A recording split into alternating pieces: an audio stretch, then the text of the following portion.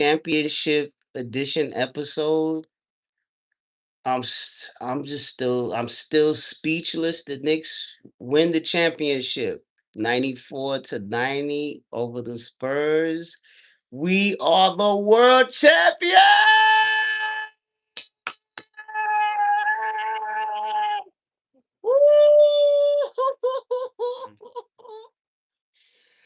Oh man, I have been waiting for this moment since 1979 as a 5-year old, man. I never dreamed I got to a point I was just like, yo, yeah, man. If I go, just let my children see it. Just let them enjoy it, man. So this was one for the ages, man. A phenomenal game. I mean, the series was great. A lot of bad refereeing calls. You heard us talk about it in depth. The refs drove me berserk. I think finally Adam Silver, looking at the numbers, saw that we needed less ref interference, especially going out in the last game, and we had to even the calls out. And although the Knicks got a lot of calls in the final game, I do think they were well deserved. They were trying to balance out a lot of the nonsense that was done early, but great series, great games, a lot of drama, a lot of incredible performances. And it starts and ends and finishes with the captain, Jalen Brunson. Jalen Brunson. Brunson Burner. Jalen Brunson. Phenomenal performance by Jalen Brunson, man. I mean, I can't speak enough about what this man has meant to this franchise, man. You go from a player that was a backup point guard with the Dallas Mavericks to getting his opportunity to fill in once Luca got hurt. Take having a great success in the regular season, taking that team and leading them to an incredible victory, upset over the Utah Jazz with Spider Mitchell leading the way on that team. And a great playoff run where they knocked out the Suns with Mikhail on the team at the time, only to fall short in the Western Conference Finals. We get him in the offseason. I was elated. I was happy. I love Jalen Brunson. I thought it was a great pickup. I never in my wildest dreams imagined this man would become one of the great clutch shooters of his generation. I never imagined that. Never. I think of him, I think of MJ. I think of, and not just in his clutch ability, fourth quarter scoring, just dagger. When you need him the most, he shows up, man. 45 points, what was it? 45 points, 3 assists, 2 steals. Completely took the game over. Incredible. Incredible, man. Incredible, man. We see you guys out there. What's up, chat? Do I like some of the other teams? I mean, I admire teams. I like players, but when it comes to my team that I root for die hard, this is it, man. This is it. This is it, man. This is it. It is the New York Knicks, man. It's been a long, long time coming. What's up? What's up? What's up, guys out there in the chat? What's up there, man? Listen, man, it was a phenomenal performance. I cried many times over. A lot of brothers that well, my partners growing up weren't here to see this day. That we dreamed of this as kids, man. My children, man, my son, man. Uh, you know what? This is a celebration episode, man. Each of you guys give your account. For me, I'm still stunned. I'm still in disbelief. I'm still overjoyed.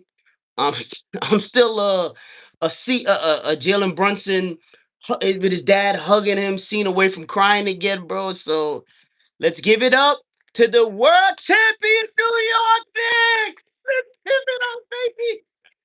Joshua, from those long days, and my daughter Amanda's in the background. How do y'all feel watching the 17-win Knicks, the 16-win Knicks, a team that couldn't get out of its own way? Nate Dogg, what do you think about watching this team, bro? Just growing up, just being inept, all the way to this team where it is now, Leon Rose being hired, Worldwide West, and then Jalen coming aboard to transform the culture into a culture of winning in the playoffs. Julius got us in the door, Julius Randle.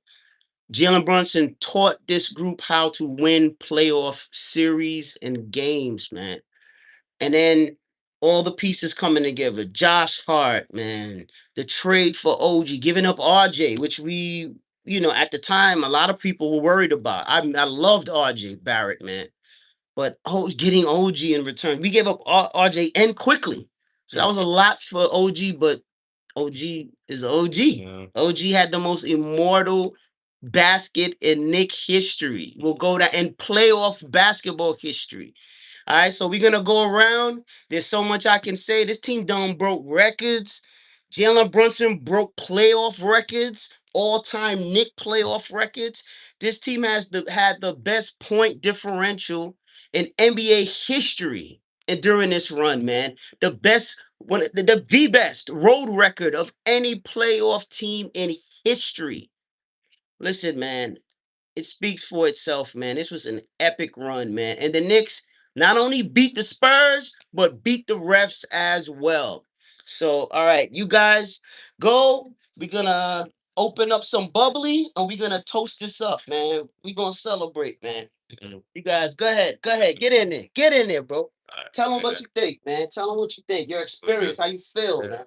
Um, Hold up. Let me get this here on. But Let's the go. Let's go. the championship, man. Yeah, yeah, yeah. Yeah, I'm just so proud of the Knicks, man. It's like it doesn't even feel real to me right now that they Yeah.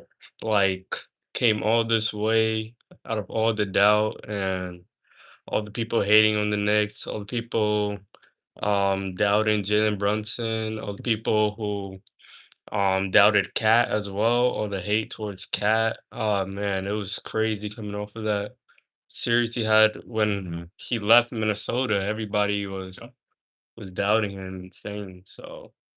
I mean, I'm proud of Cat. I'm proud of Brunson. OG was a game changer since the start, and Josh Hart as well. Just every little piece was needed to win this. Jose getting him. Um, Yeah, just the whole team, everybody on the team. Jose, Shamit was big. Um, yeah, just like everything just functioned together, came together at the right time, and Yeah. yeah, they came a long way since yeah. 73, 73. 1973, man. 53, what was it, 53 years, something like that? It was, Yeah. 53, yeah. yeah, man. Long, long time, man. Hmm. So, how do you feel from watching all of that basketball, man? Just losing basketball. We saw winners, but we saw a lot of losing basketball. there for that. Yeah.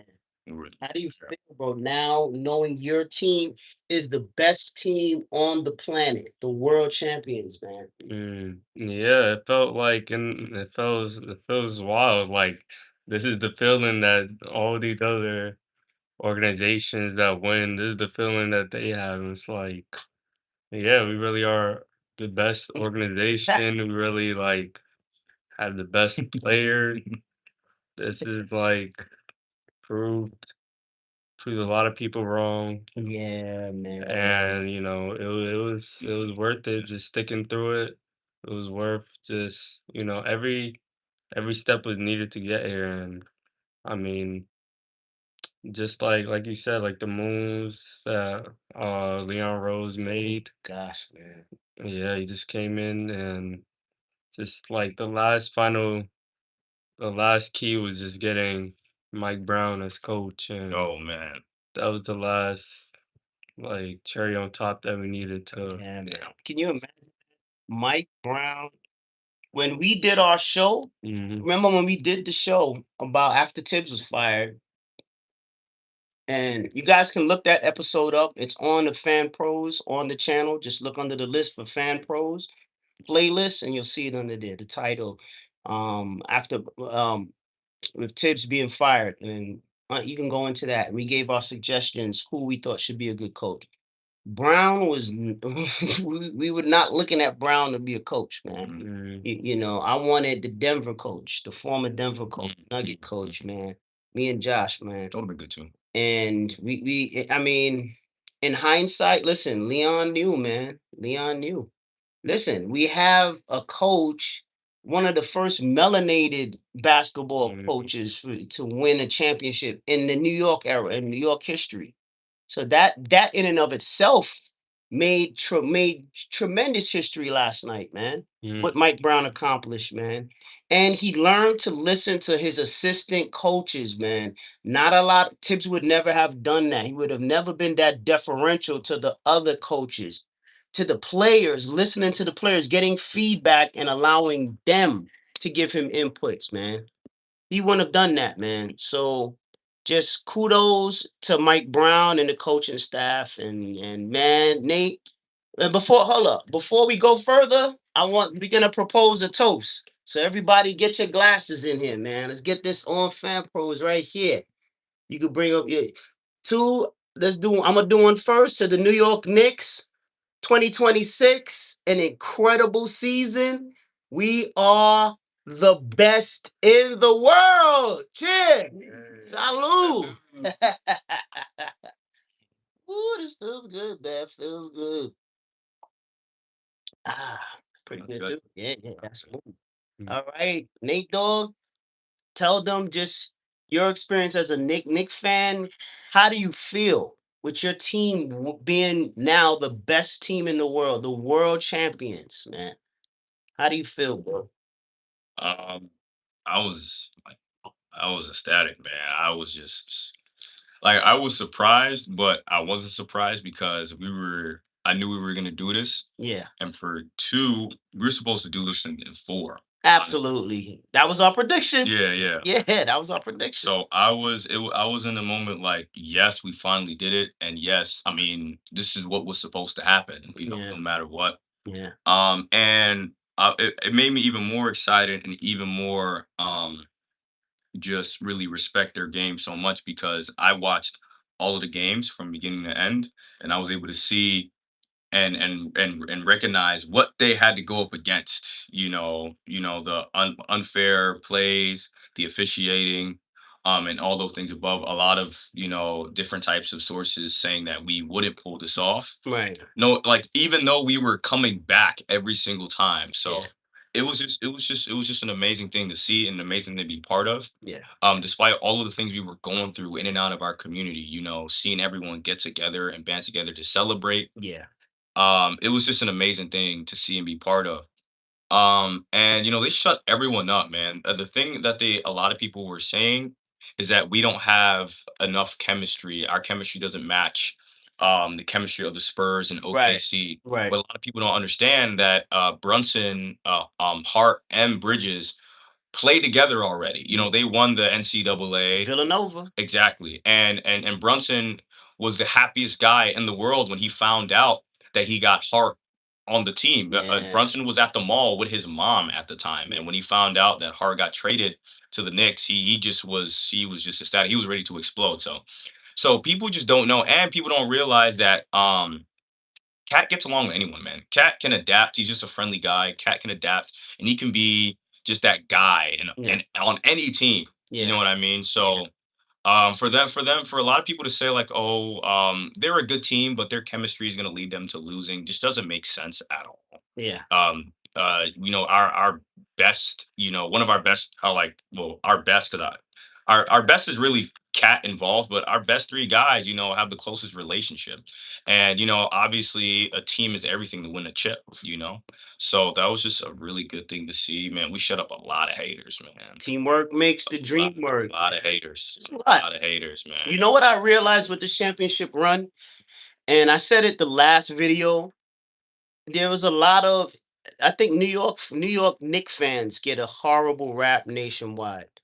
And it's the result of a bunch of guys that aren't Knick fans that just want an excuse to wild out and just just just be horrible. Mm. So just on behalf of a real Knick fan that's lived it and that's seen it, I want you guys out there, do not judge Knicks fans based off of viral clips with guys burning school buses and doing stupid stuff.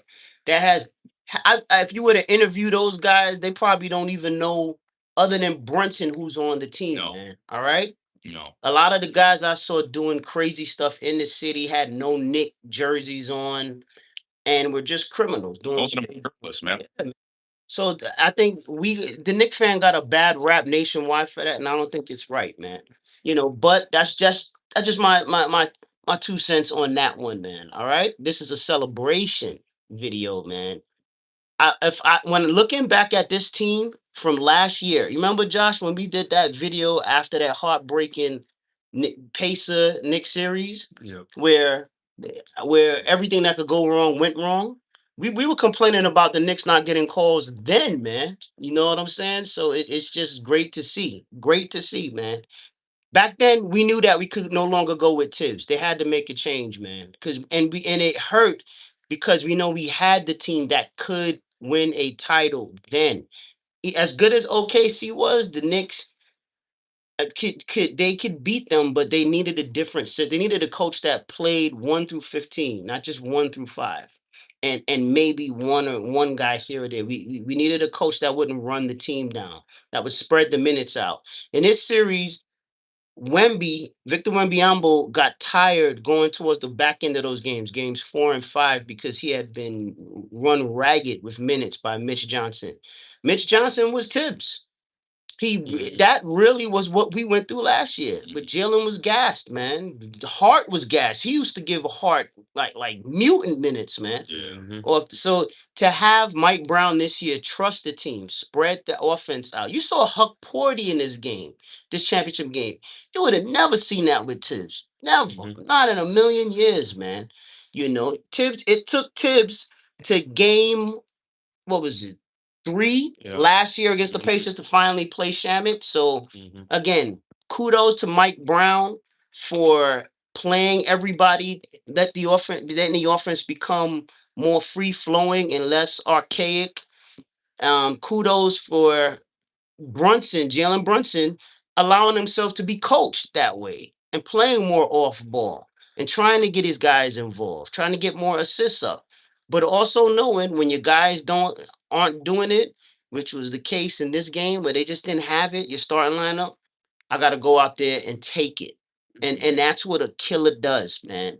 That's what a killer does. Killer instinct, man. Brunson, he was phenomenal in that game, man. Absolutely phenomenal, man. And the funny thing about it, I said if the Knicks could keep it around 8, 11, not let it get into the 20s, I felt that the way that game is going, I knew they would come back. But it's the way they came back, man. Offensive rebounding slaughtered the Spurs in this series, man. Mhm. The Knicks timely offensive rebounds, man. Mitchell Robinson with Yeah. cat in foul trouble because the refs down on love for him. 6 offensive rebounds in the game. Oh wow. Mitch, 10 rebounds. This is what we're talking about. Only 2 points. It's not about scoring all the time. It's the Mhm. little things that you need to do to win a championship. Offensive rebounding, getting second possessions, man, tipping the ball out, moving your feet, playing solid defense. Even if the refs don't honor it with the right call, which is what they did to us countless times through this series, especially with Cat, you still got to do it. You can't break those habits. You can't give up, man. So kudo for the Knicks on doing what they did in this game, man. I mean, just phenomenal, phenomenal, man. And to the San Antonio Spurs, for them, it was a great year for them. Amazing. I think for a team that won 35 games the previous year to come Mhm. back and make it all the way to the NBA Finals was an incredible accomplishment. Yeah. Victor Wembanyama, I think he has the ability to be a great player, all-time great. His height, his frame, his skill set, I think he needs to work Talent. yeah, his talent. He needs to work on post moves, like legitimate back to the basket post moves. And he, like Shaq said on Inside the NBA, one of the great centers of all time, he needs to put on more weight. He has to get stronger because to work in the post, you gotta have some muscle behind you. So he has to add some more muscle on. He has to work on his footwork, go back to the camp of the greatest center I've ever seen in my life, Akeem Olajuwon. Learn more post moves.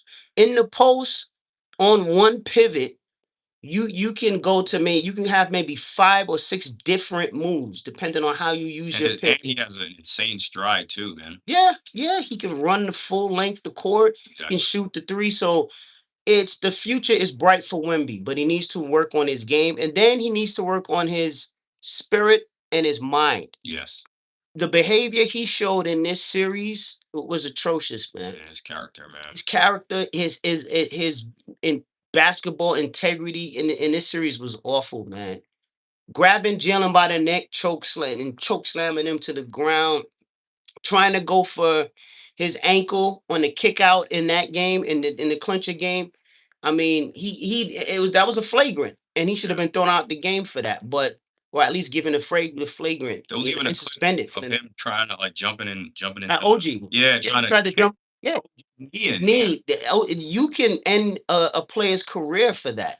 The league needs to sit this young man down and talk to him and tell him cut it out. Enough is enough. And I know that Stephon Marbury is the first person I heard to mention how the international players are dirty, and he expected Wemby to be like that. I never thought I would see a franchise, a league carrying superstar, which is where they want Wemby to go. Yes. They if y'all heard anything during this finals, they want Wemby to be the standard bearer for the next 15 years. And they jump from player to player. They had Anthony Edwards there a couple years ago. Then they went to Shea. Now and now they're going to Wemby. But these guys have to be ready to carry that banner. And it's not just about a talent thing. It's about a character thing, a spirit thing, a mentality thing. Because you have to sell that to the public. The public did not like watching this guy throw elbows, violent elbows. And this is the thing, Different series. not in context to a basketball play. Like there was no plan. There would be no basketball move in progress where he would be doing these To things. require that, no. It's not like when I grew up, I loved 90s basketball. I love those Nick 90s teams, the 94 team that went to the finals and the 99, and even going way back, man. I've seen them since 79 with Charles Oakley and Mace and Ewan. You couldn't come down the lane, the paint, because they would put you on your back. But they did that as a basketball play. It was within the flow of the game. It was not just you standing around like Stephon Castle and decides to just run and spear.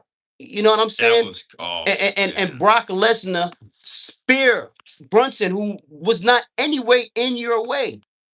You know, he just stood still, and you like launched like a missile at and him. that moment scared me too because Brunson was holding his tailbone or his lower back when he landed. And I was like, no way this is about to happen to us, man. Yeah, yeah. No way, man. From game one when Brunson hurt his ankle, they stepped on his ankle. Stepped on his ankle. And then they were just playing, and we thought Brunson. I was praying that he would be okay, and I was hopeful because I said we didn't come this far for this to happen game No, one. man. So for him to fight back from that near scare, and then And he had to wear the knee brace. yeah, knee wrap. and then he didn't even want that, and then he just came out, and then game three, watching them try to take him out, and you and wrestling moves on him Nah. to just game the clincher with Wemby again cutting into his space and trying to take his ankle out and take players out. OG, who we know OG has a long injury history, so for these guys to avoid the injury pitfalls. Because listen, ladies and gentlemen, I've watched finals where players have got hurt and it's completely changed the degree of things. Two that come to mind, and we were talking about it earlier, the Toronto Raptors versus the Golden State Warriors, where not only was KD hurt, was out for the series, but then they lost Klay Thompson, and that opened the door for an easy series for the Raptors. The Steph was basically by himself. Draymond don't score, so you know that was it. That destroyed their chances. The Golden State Warriors at winning the title and repeating, man. Last year. Yep. With OKC in Indiana. Yeah, injuries galore. This dude got Tyrese Halliburton. last game, man. And he was killing too. Yeah. And they won in 7, man. And then this goes even further back. 19 This was 1987, 88. No, this is 1987, 88. Lakers versus the Pistons. I Mm, think, or 88, 89. Yeah, 87, 88. Lakers versus the Pistons, where Isaiah Thomas gets hurt in, I believe it was game 6, and the Pistons were up 3-2 in the forum, and Isaiah had a severely sprained ankle. Isaiah Thomas, and for you guys out there, if you want to see one of the great playoff performances in finals history, besides this 45-point Jalen Brunson masterpiece closeout game, watch Isaiah Thomas game 6. Google that. Isaiah Thomas game 6 against the Los Angeles Lakers on one ankle. He basically limped and through the whole quarter and set the record for most points in the third quarter in Mhm. finals history, man. Wow. But he had to miss the seventh game. He couldn't make it to the seventh. And the Pistons lost by like 3 points. It was a nail biter game 7. Yeah.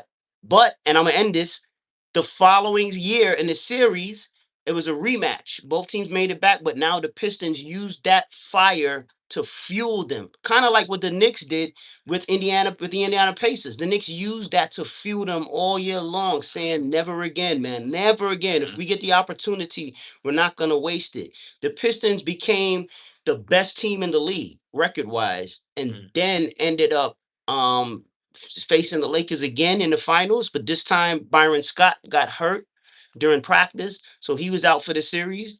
And then the great Magic Johnson pulls a hamstring during the game, game one. mhm. Out for the series, the Pistons dominate the Lakers. I think they swept the Lakers, man, 4-0 for their en route to their first championship, man. Wow. So it goes to show you, in this game, you go through heartache, pain, devastating losses, man. Injuries play a part in it too. But if you're focused, if you're locked in, and you let it fuel you, you can come right back and hopefully get back to your spot and win it and take advantage of it. One of the biggest things I heard Jalen Brunson say was that I saw the opportunity. I couldn't let it pass by. I had to seize it. I took advantage of it. I didn't want to come back to play a game in New York. I said that to people. I'm not coming back to yeah, New he York to said, play a game. That's the heart and the speech, and just that's what a champion says. A champion doesn't settle. A champion doesn't do like Anthony Edwards, start shaking hands when your team is down yeah, in its man, fourth hanging quarter. out over there at the bench side, You don't do talking. that. That you're the leader of the team. Now he's young, so hopefully he'll learn from it. Hopefully people look at Brunson across the league and Yes, learn the game is never over. he It carried himself Yeah, even after, man. Even yeah, after they won it, even after the job was done, man, Brunson carried himself in just the best fashion, bro. yeah, man. Shook Mitch Johnson's hand. Like we were saying earlier, none of the Spurs stayed behind to shake the hands of the Knicks. I mean, which is okay. I thought they were a very young team, immature team. They made a mountain of mistakes in this series, man. Oh yeah, And that was with ref help the whole series. Had they not had the ref help that they had, the Knicks could have swept this series oh easy. yeah, man. Easy, man. Yep. Easy. But again, it's all part of the process. It taught the Knicks how to play through not getting calls. The Knicks of years past they would lose it Yeah, after they would not getting get calls. calls. Yeah, and the Knicks have never Dude, traditionally got that calls. game, it was like Never. 22 But free this was throws even worse this to series. 4. Game Yeah, yeah, three, right? yeah. I'm saying, Or imagine we game. played it with fouls on our side, because that game, I think it Oh was the my 3rd God. game where Spurs in total had 22, and it was Yeah, like third, 4th quarter, and we yeah, had 4 in total, and I was like, "No yeah, way, man," and yeah, we still giving them that belt, man. That's yeah, crazy. yeah, man, yeah, man, yeah. Yeah, man. So this was a phenomenal. Oh, I can't. Guys, I'm still beside myself, man. I am still Yeah, beside myself. me too. I'm in disbelief. I've cried about 3, 4 times, man. The scene with Jalen Brunson hugging his dad and his dad kissing his son on the forehead and Jalen just immediately losing it. I cried when I saw that. I thought about my son. That's when he would play basketball and do well. I would it would I would Yes. we did that 1,000 times over, man. When we go watch him play, and it's touching to see a father and Mhm. son and his mom in the audience and his wife and his family. That's that's just beautiful, just in a family moment, man. And for them, for his dad to get him all the way here, man, along with the talent, man, coaching him hard, coaching him strong, but just being proud of him. And your goal as a father, you always want your children to do better than you. That's the mark of a dad, of a father. You want your child to be better than you. That is the goal. And for him to not only state that, but to see it come to fruition and his son become one of the most, I mean, listen, now we're gonna get into we're gonna get into stats, but quickly, but then we're gonna get into greatest Nick of all time and your all-time list, and we'll end it out with that, man. But he's put himself in the conversation for that, man. He definitely has, Yeah. man. So listen up, man. Oh man, Josh, any thoughts? Any let's just on the game, bro. What you saw? Yeah, I think, yeah, for the game, yeah, like you said, like, um, yeah, it was really just a Jalen Brunson, just, Yeah, man. yeah, just take Took it, over. yeah, just, Took over, yeah, man. took Took over, over, and bro. Took over, man. yeah, you gotta, like you said, with the offensive rebounding, even with, towards the end with Mitchell Robinson grabbing that offensive rebound, from the free throw, from the missed free throw, and giving the Knicks the opportunity to go back to the line and put them up by more points. Like, just so, just clutch plays like that and winning plays like that, this team executes on. And um, yeah, really, I mean, yeah, I'm just still in shock as well. It's just they, yeah, they were able to, and I know, like, throughout most of the game, like, I remember the Spurs thing that they, like, dominate most of the game, but really, it's like I wouldn't even say like they dominate most of the game Yeah. because every time it's like the Right. yeah, Yeah, they couldn't get yeah, comfortable. they They couldn't couldn't get get comfortable, comfortable, yeah. man. I mean, the Knicks kick, bro. When you come back from a 29 point, and let's just talk about that. The Knicks coming back from 29 points down. The Knicks set countless playoff records with this run. Largest deficit to ever come back from in finals history, man. Mm, 29 points, man. I mean, you're flabbergasted. You flabbergasted. The last live we did, we talked about how we felt, how I felt, mhm, and how the Knicks taught me that that as a champion, you can't ever give up, you can't ever give in. So I mean, just phenomenal, absolutely phenomenal, phenomenal, man. I mean, 22 points mm, against the Cavs, man. I mean, this team was just incredible in this year, man. And they never say quit, never die. And it was a new hero in a lot of these games. yep, OG would be a hero. Then sometimes you have Mikal Bridges. Cat. Then Cat with timely mm, hoops, man. Alvarado, man. mhm, Alvarado, yeah, Alvarado, man. Alvarado's true. Yeah, man. I mean, what a pickup, dude. Yeah, What a pickup. his- Yeah, I wanted them to get him. I liked Alvarado from the Pelicans, but again, yeah, I figured he would ball out being on his team, but and in his borough, but who thought this guy would be this clutch? mhm, mhm, 8 points of his career mm, in that Nick game. That brilliant forever will be shown. Documentaries made, movies made mm, on that game 4 comeback in the Garden. mm. Oh my God! Bro, this was one for the era the for the book. 80s. Yeah, man. Yo, Ed, you there? Yeah. All right, we got Ed. Y'all know him from the channel. He's here live. We are the world champs. You missed the toast, bro. You missed the toast, man. So we're here live, bro. Just tell us your thoughts of this incredible 2026 season. I'm still in shock, bro. Even as I'm talking, I'm still numb. I'm still in disbelief, shock, joy, fighting the tears back. How do you feel, bro? Watching that game yesterday and seeing the captain, one of the great clutch players of his generation, and probably that we've ever seen, take us home with 45 points and clinch our first championship in 53 years, bro. How do you feel, bro? I feel good, man. Yeah. Who took it on like it was MJ itself and Mr. 23, red and black? Absolute. That's how I feel good about it. I was kind of hesitant because I was looking to see if Mike Brown's going to start, go back to what God has said, 13 straight wins, whatever. Yeah. And not doing, same playing the home. Yeah. But whatever happens, if Nick Johnson did the adjustments, he had to go with, Mike Brown had to go with the MVP. That's right. He Yeah. gambled, and he won the money at the casino. He won. He gambled was on point. Bro. Every gamble he played so far. Yeah. Yep. And you know what? In the end, I think Jalen just wore down those San Antonio Spur defenders.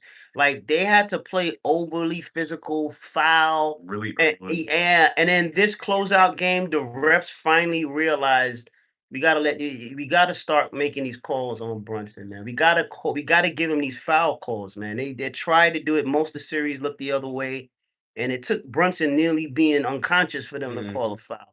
This game, JB got to the line 15 times, hit 13 free throws, and I think it frustrated for the first time, it put those defenders on their heels because they realized, hold up, they're not letting us get away with slapping them, his hands, hitting them.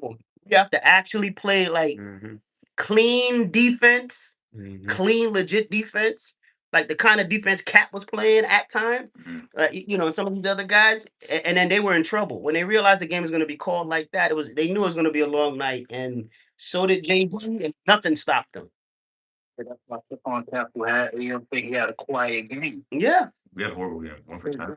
Quiet because he had to play clean. Yep. Sam Penny had to play clean. And Fox. Except for, well, developed to a small degree because he's a product student who can make those shots. You know what I'm saying? I give Vassell a little credit out of all of the rest of the team. Yeah. So the Yeah. But the rest of Anthony, all of that, man, they are Speaking of champagne, y'all want a little more champagne, man? yeah. Yo, let me get the glasses for us. Let me get the glasses. Yo, hold up, Ed. We about to do so much. If you look at the end of that game, only Nick Johnson congratulated the Knicks. that. We just talked about that, bro. You speak on it. We just spoke about that. Luke Cornett as well. Yeah, you tell him. Yeah. That shows. He's a former Knick. Yeah, that shows how slashless the rest of that team. Very. I don't have respect for them at all. And it starts at the top with their leader, Victor Wembanyama, who's not a leader. Just very, very immature. He pouted. Tell him what we saw on the post game when they were interviewing him. How did he close out his press conference, bro? Oh yeah, right. He like dropped the mic on the table and he said, Tell him. whatever, see y'all never. See y'all never. We have to rewind that to. Did he just say that? That was great. Like, I mean, this kid unprofessional, didn't give the Knicks credit, basically said we dominated the whole series, and it's like, bro, the stat that you have to dominate in order to close the deal is the fourth quarter. The game clutch time, you got to dominate that, bro. Your free throws, your shots, all of that, decision making, all that. Go ahead, Ed. You know what it is as well? He's too arrogant. Very. He got too arrogant because Adam Silver and the rest of them glazed him. So Glaze. Yep. Somebody got to bring him down to earth. And next season, I'm waiting and praying for him not to get that. Yeah. Yep. Hey, yo, Ed. Yo, give us a toast, man. We about to do a toast right now, bro. So ready? Sounds get that hand. All right, ready? Go ahead. We're gonna wait for you to do the toast. Go ahead. Say the words? Yeah, say the words, brother. Okay. It's 2025. What was it? 2025 to 2026 season. Yeah. It's all good, G. New York Knicks fan. Yeah. I know I was a Knicks fan after seeing Yeah. Sugar. That's who made me a Knicks fan. Rest in peace. Rest in peace, Michael Ray. Died this year. Rest in peace. I didn't fully understand basketball. I had to. I was watching it, but I was watching him. Mhm. Yeah. Then when I got into like my high school years, I started watching the Knicks again with my older brother Irving. He was pointing. Yeah. I was watching, Yeah. and then I was understanding the game more. And that's when I totally gave all in. Right. That was like 86, 86. Yeah. That's all I gave it. Yeah. And from all of those years and players Yeah. that possibly might be dead or not, dead, Yeah. or they're old and yes, I'm not gonna say decrepit, but they're Oh my God. Oh Lord. but the whole suffering and pain and wins and Yes. is most likely the losses that we all experience through the heartache and pain. The brothers ain't here no more, man. Yeah. Steve O. Heart and pain, you know what I'm saying? Yeah. He was so Sunshine and rain. Yeah, lot of pain, man. Lot of pain, man. Give us the chip. So let's do the toast. Hey, give it to us. So with that being said, number 11, who acted like, not acted like, who had the spirit of having big 23 Yes. in his soul, Yes. in his eyes, Yes. and a little bit of number 8, Flash 24, Kobe Bryant himself. Yes. Killer. He reached into the ethos Yes. and in the multiverse, and God reached out his hands and gave him those two spirits to get inside his body. Oh, man. And we became champions. Listen, man. In the name of War Cloud Fraser, I can't speak for him, but I know he attests and you could agree with this. Yeah. Let's all drink and be happy because he don't have to wear that on his title no more. He's happy. He could Yeah. happy. Yeah. Well, we don't want Clark going nowhere, but yeah. I know what you're saying. In a great way. Yeah. You know what I'm saying? Because he feels good. He has a smile on his face. You ain't had a smile on his face. Oh man. Yeah. That's what we all tuned to right now. Yeah. Yeah, man. Possible more to come. More to come. Let's go. Even though they think the rest of the NBA think we can do it because when they're in Spurs or OKC, Yeah. and they have to get there again. All we have to do is get another great ball handler and a spot down shooter. I'm possibly thinking of trying to get back playing grounds again, but that'll be another conversation off that. Yeah. He's gonna, but Yeah. we got to do that just to stay, to stay relevant. You know what I'm saying? But it's if we can, if we can make something good. I don't want to break up this team, but if we can, if we can get to another good start. Really, I don't want to break up the team. I'm trying not to because I love this team. I love Big Fat. I love everybody. Yeah. All right. So here's to keeping the team together, to trying to do what Cat said, holding the trophy, walking down the hall. He said, "All right, now let's do it back to back." Cat said that.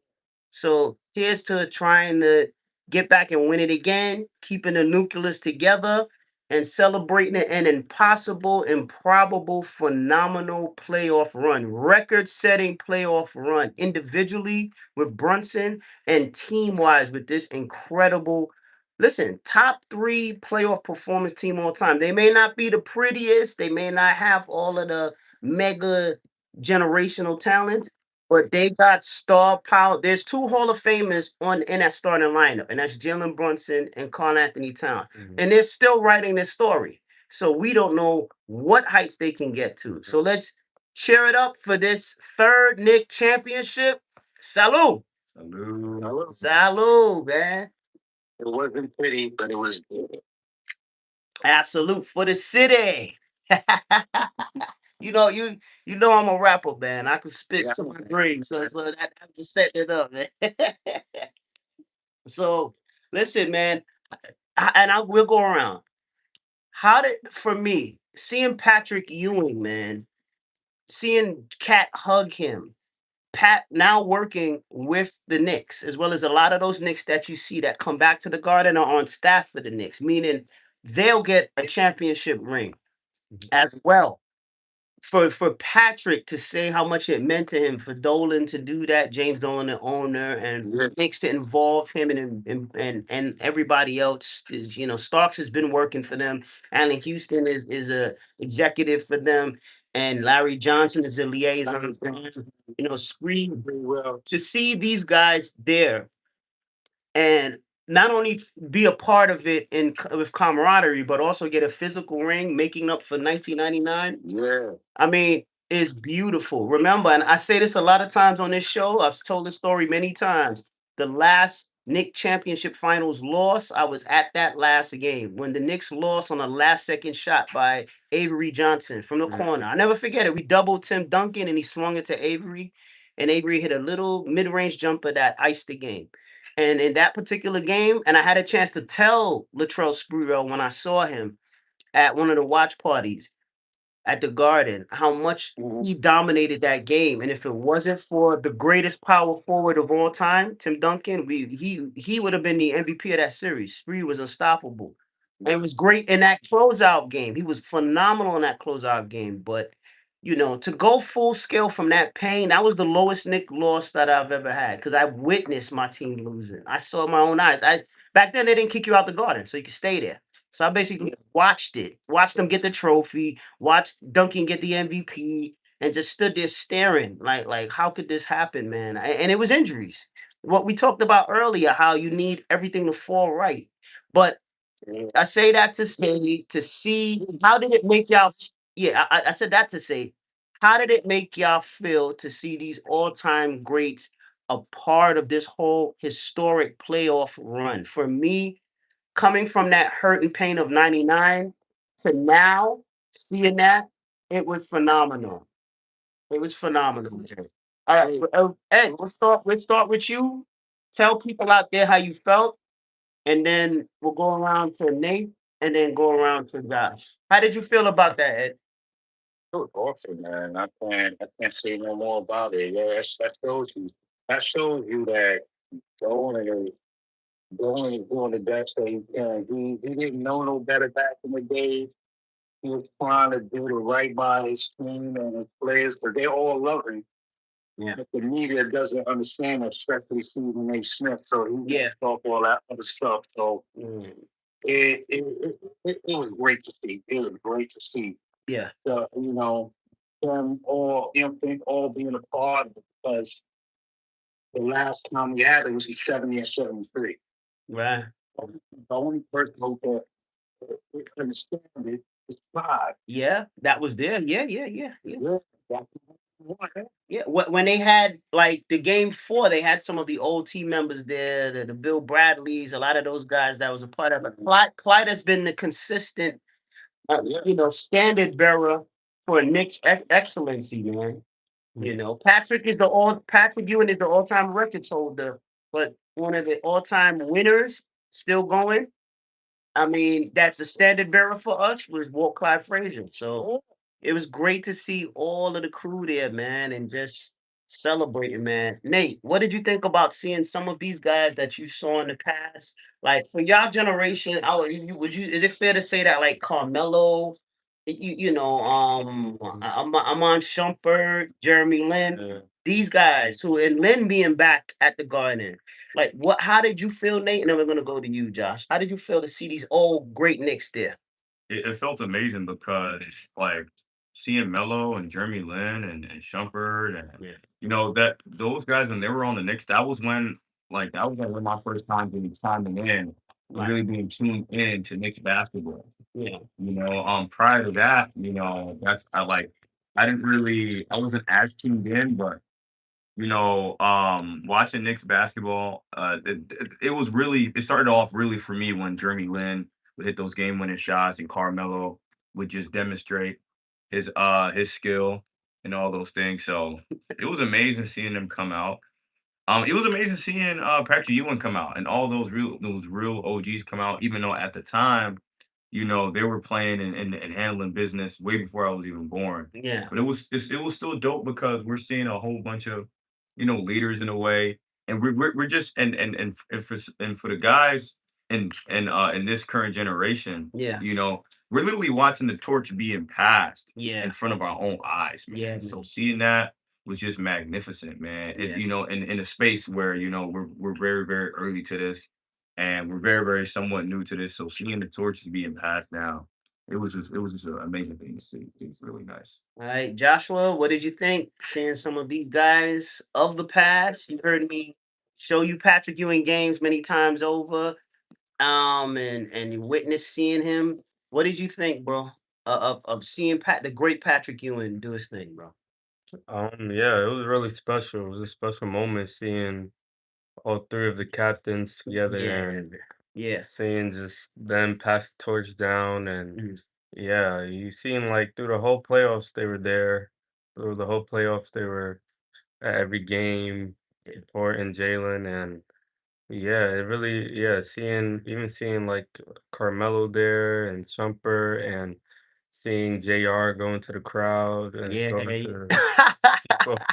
They Yeah, always wildin', yeah, man. He was Shumper do panicking that. though. Yeah, He yeah, was, he yeah. was, He was acting like a scary type of Alright. man. You got Iman Shumpert was like, Iman nah, G. Shumpert He was was, better. yeah. Dude.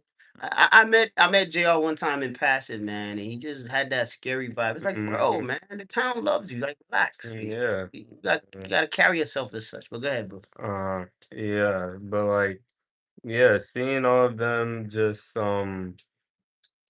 yeah, just being a part of this. And because even with like, with Shumper, he's like his most probably successful season came from him with the Cavs. And Yeah. he still has even like you can see that he has a greater tie to Knicks and to New York and to like the fans here and the players and the team. So I mean, yeah, like yeah, seeing all those guys is really special. Jeremy Lin Yeah, and Carmelo. Carmelo, he was the face of New York for a while, keeping New York on the map yeah, and trying to put on for New York and do the best he could with just everything around him and all the different super teams forming around him. yeah, man. Yeah, And other, so yeah, it was special to see that. I think yeah, I think that really also kind of fueled even the teams, even yeah, I think that fueled Cat and Brunson even yeah. more, and Oh, Yeah. the rest of the team even more, seeing them there and seeing like giving them a bigger purpose than just not just the fans, not just the team right now, mhm, not just Dolan or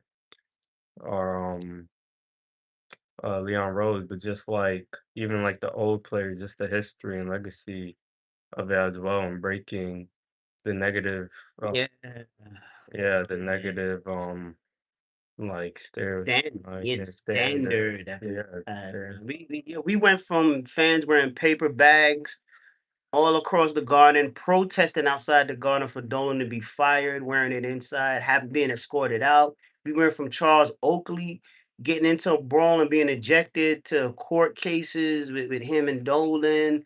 We went from Isaiah being forced out of this town and Mhm. just some horrible trades. I mean, we went the Knicks were the laughing stock of the NBA. And that's where you get a lot of hate from a lot of people now Yeah. because the one thing that existed even then when they were the laughing stock, the constant was the Nick fan. The Nick fans never left the team. Yeah. There were some that may have ventured away, but the diehards never left. The diehards would travel out to go see the Knicks, even when they were bad in other states across the association.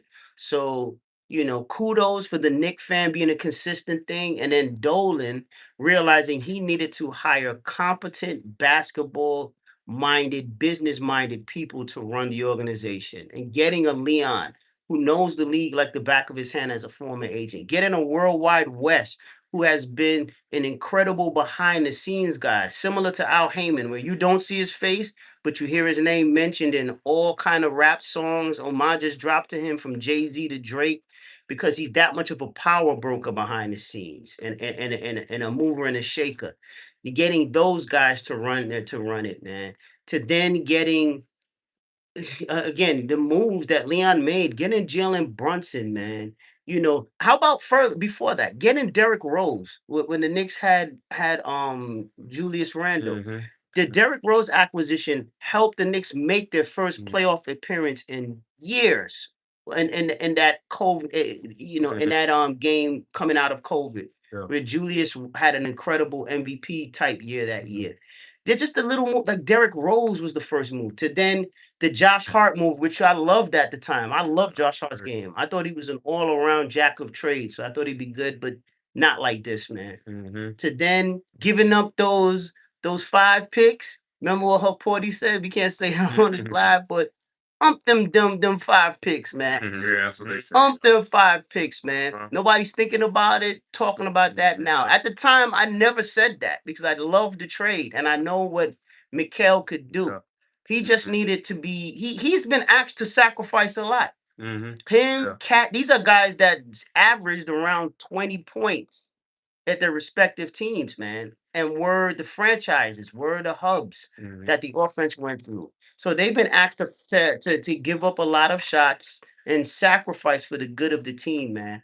Picking up Cat, a 4-time All-Star before he Mm. came to this team. Now a 6-time All-Star, 2-time back-to-back year All-Star with the New York Knicks, and a future Hall of Famer. Asked to dial it back. Cat had 13 points, 10 rebounds in that game.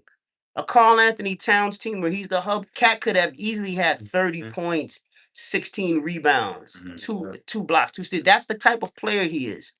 But he's been asked to dial it, to sacrifice for the team. And that's what makes me the most proud of this championship team and their run. The connectivity. What did I say that Deuce said that was the most memorable quote for this whole playoff run? And I kept saying it over and over. Mhm. Well, what do we need to do going into the Atlanta series before the playoffs started? We need to be connected, Mhm. locked in, Spring. all together on the defensive end and the offensive end as a team, as a brotherhood. If we do that, call out picks, you know, pick up on another man that switches off. You know what I'm saying? Cover the paint. Try to hold your assignment as best you can defensively and move without the ball. Do the little things. Stay connected. We'll win. We'll win. And to see it come full fashion in this way, it is beautiful, man. It is absolutely beautiful. So we're gonna do this next. I want everybody to give me, and we're gonna come back to this. I'll probably do a show later this week with Jay Thorough and probably some other guests. But for tonight, we're gonna do this. I want each of you to give me your top five. We did this earlier today when we celebrating. I want you guys to give me your top five Knicks. I'll start with mines, and then we'll go Nate, Josh, and then Ed. All right. Top five Knicks all the time because the conversation now is going to be where do you put Jalen Brunson in the annals of Knick history as a great Knick? He is a great Knick. There's no denying that, but it's just where. What is he in the top five? My top five, Jalen Brunson absolutely makes it there. So my top five Knicks all time as of right now, the world champion Clutch King Jalen Brunson, who has shattered all of the playoff records that of the Knick franchise, man. All of the playoff records, he shattered. He shattered them. Me and Joshua, and the video is on the Fan Pros playlist. Go into the channel, look up Fan Pros, and you'll find it. Jalen and under the title, Jalen Brunson breaks Bernard King's record, scoring record for the playoffs. We watched it in Philly. In Philly, he did it, man. Mhm. And this was years ago. So this man, as he is a playoff genius. Genius. Genius, man. Genius. The best defenses thrown at him Yep. that you've ever seen. Yep. Double him, triple team him, beat him up, foul him, flagrant foul him, not get the calls. Do you know how that would get into the head of many of these star players? Make them start forcing up crazy shots, lose their mind, get their focus off winning? Not Jalen. Not Jalen. So Jalen Brunson is the first one in my top 5. The next one is the brother that holds all the regular season records and most of the franchise records, and that's the great Patrick Ewing. Patrick never played with another all-star player on his roster other than John Starks and Oakley, and that was for 1 year. He never played with a perennial all-star. That means multiple all-star appearances. So it ain't just a good year 1 year. You know, Jalen has he's been blessed enough to have a Carl Anthony Towns on his team, and it makes a world of difference. Pat never had that. But yet Pat got a lot of blame, including Oakley. He's not a leader. If he would have got me the ball instead of trying to finger roll it, we could have won. He's selfish. It's like, no, dude, he's the man. When you're the man, they count on you to close the show in the most important moments, unless you're double teamed. That finger roll Patrick made, he wasn't double teamed. He got by his opponent, his defender. He just missed the finger roll. So he gets a lot of heat, but I'm a Patrick Ewing fan, lover. I will never let anybody throw dirt on Patrick. So Patrick easily number 2. Number 3, the great Walt Clyde Frazier still has one of the greatest playoff games in NBA history, which was the clincher for our first Knicks championship. Look that game up, guys. Willis Reed gets the glory coming out in the middle of the aisle, coming back from a major injury. Nobody thought he'd return. The fans stood up and cheered. But in that game, Willis only played a couple of minutes because he was still hurt and he had to come out the game.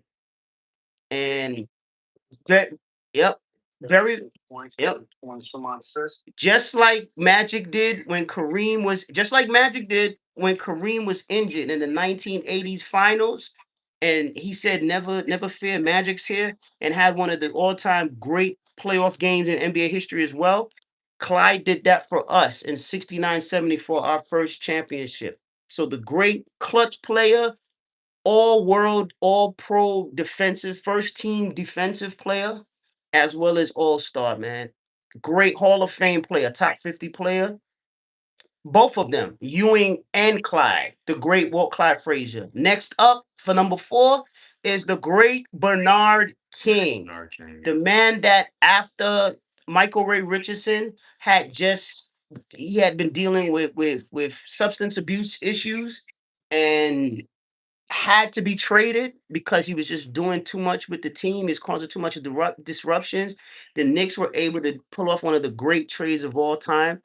They traded an all-star for another one, but a healthier one, a more epic one, and a game-changing, playoff-changing player in the all-time great Bernard King.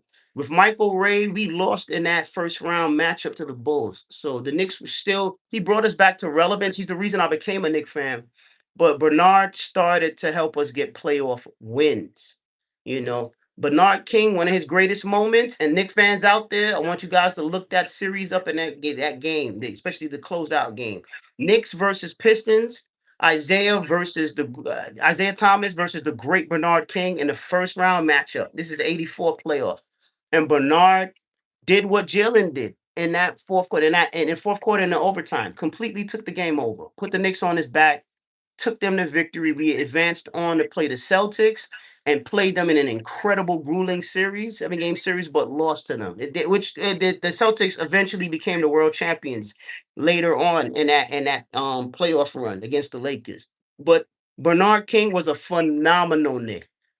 Absolutely phenomenal, and held many playoff had many records for the Knicks, including the most points scored in a playoff game until Brunson broke it. So the great Bernard King, unstoppable. The one player that Larry Bird said that was one of the players I feared, Bernard King.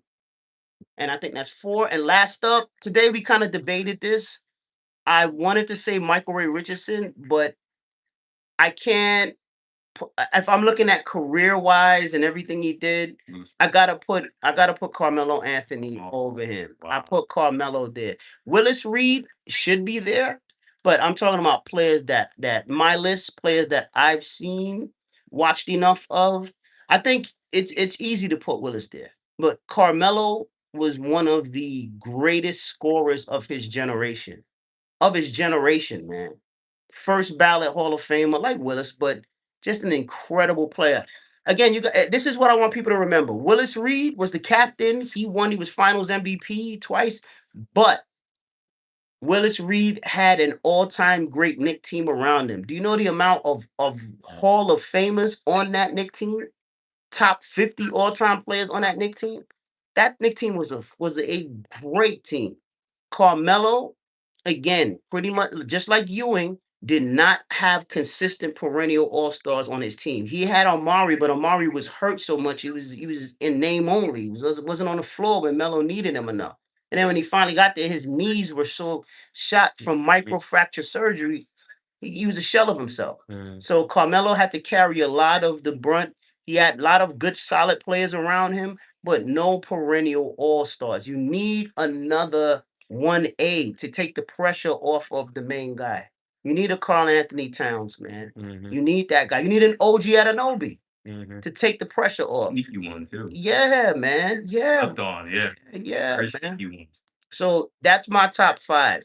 And that's my top five. Jalen Brunson, Ewan, uh Walt Clyde Frazier, Bernard King, and Mello. Yeah. All right, Nate, you go up. I'm gonna go off of like I had to do a little history on this one, and I'll go off of like what I've seen. Ooh. My rank off of like overall of doing a little research and just I have to deep dive because I've obviously never seen these guys play with my own eyes. Yeah, it's your list, bro. I'm gonna go Frazier because he got the championships in the 70s, the 1970 and 1973. Yep. So I'm gonna have to go since he has those two chips with the Knicks. He gave those two chips with he's gotten them with the Knicks. I'll go Frazier first. Yeah. I'll go Brunson second. Yeah. I'll go Ewing third. Mhm. I'll go Bernard, then Willis Reed. That's my five. Excellent. Excellent. Can't go wrong with that's a list full of all captains. Yeah. So you can't go wrong with that. I think both of our lists all have captains. Yeah. So Of course, can't it has to have captain. can't go wrong with that. You next up, Josh. Yeah, pretty much, same thing. I'll go, I'll say Jalen first for me. Yeah. Just like what we've done, like for the last, Jeez, man. this year, last year, Since he's yeah, gotten here, since he got gotten here, man. Mhm. He's been phenomenal. Sorry about that, y'all. But Yeah. yeah, since he's gotten here, man. So Jalen Yeah. has to go number one for me. Number two, I'll go Clyde. Three, I'll go Ewing. Mhm. Okay. Four, I'll go. Um, Probably not one of the best of all time, but one of my favorites Yeah. is Starks. Okay. Yeah, I just like him because of his story and Yeah. him he was contributing to those teams with Patrick as well. So and I think yeah, he may have not been the best, but he played hard and he had like the same heart that this team now kind of embodies. Yes, he did. Yes, he did, man. And then five, yeah, I'll probably go with Bernard King, like you said. Well, four I'll go Bernard King, and then five I'll put Starks. So let's go over your list again for those out there. So it's one Brunson, Mhm. two Walt Clyde Frazier. Yeah, Frazier. So you met him. Yeah. Showed us the championship ring. Showed him at like age, 7 or something. Mm-hmm. Yeah, go ahead, bro. So so go ahead. Three Patrick. Yeah. Four Bernard King, and then five be John Starks. Great. Pretty good. All right, Ed, you last up, man. Give us your top 5 Knicks all time. Let's go. All time. What's the criteria again? Has to be Just your list. We don't need you to. We don't need to fill in positions. Just your top 5 Knicks all time. Yeah, personally. And it can be. It's your list, bro. So you give what you want.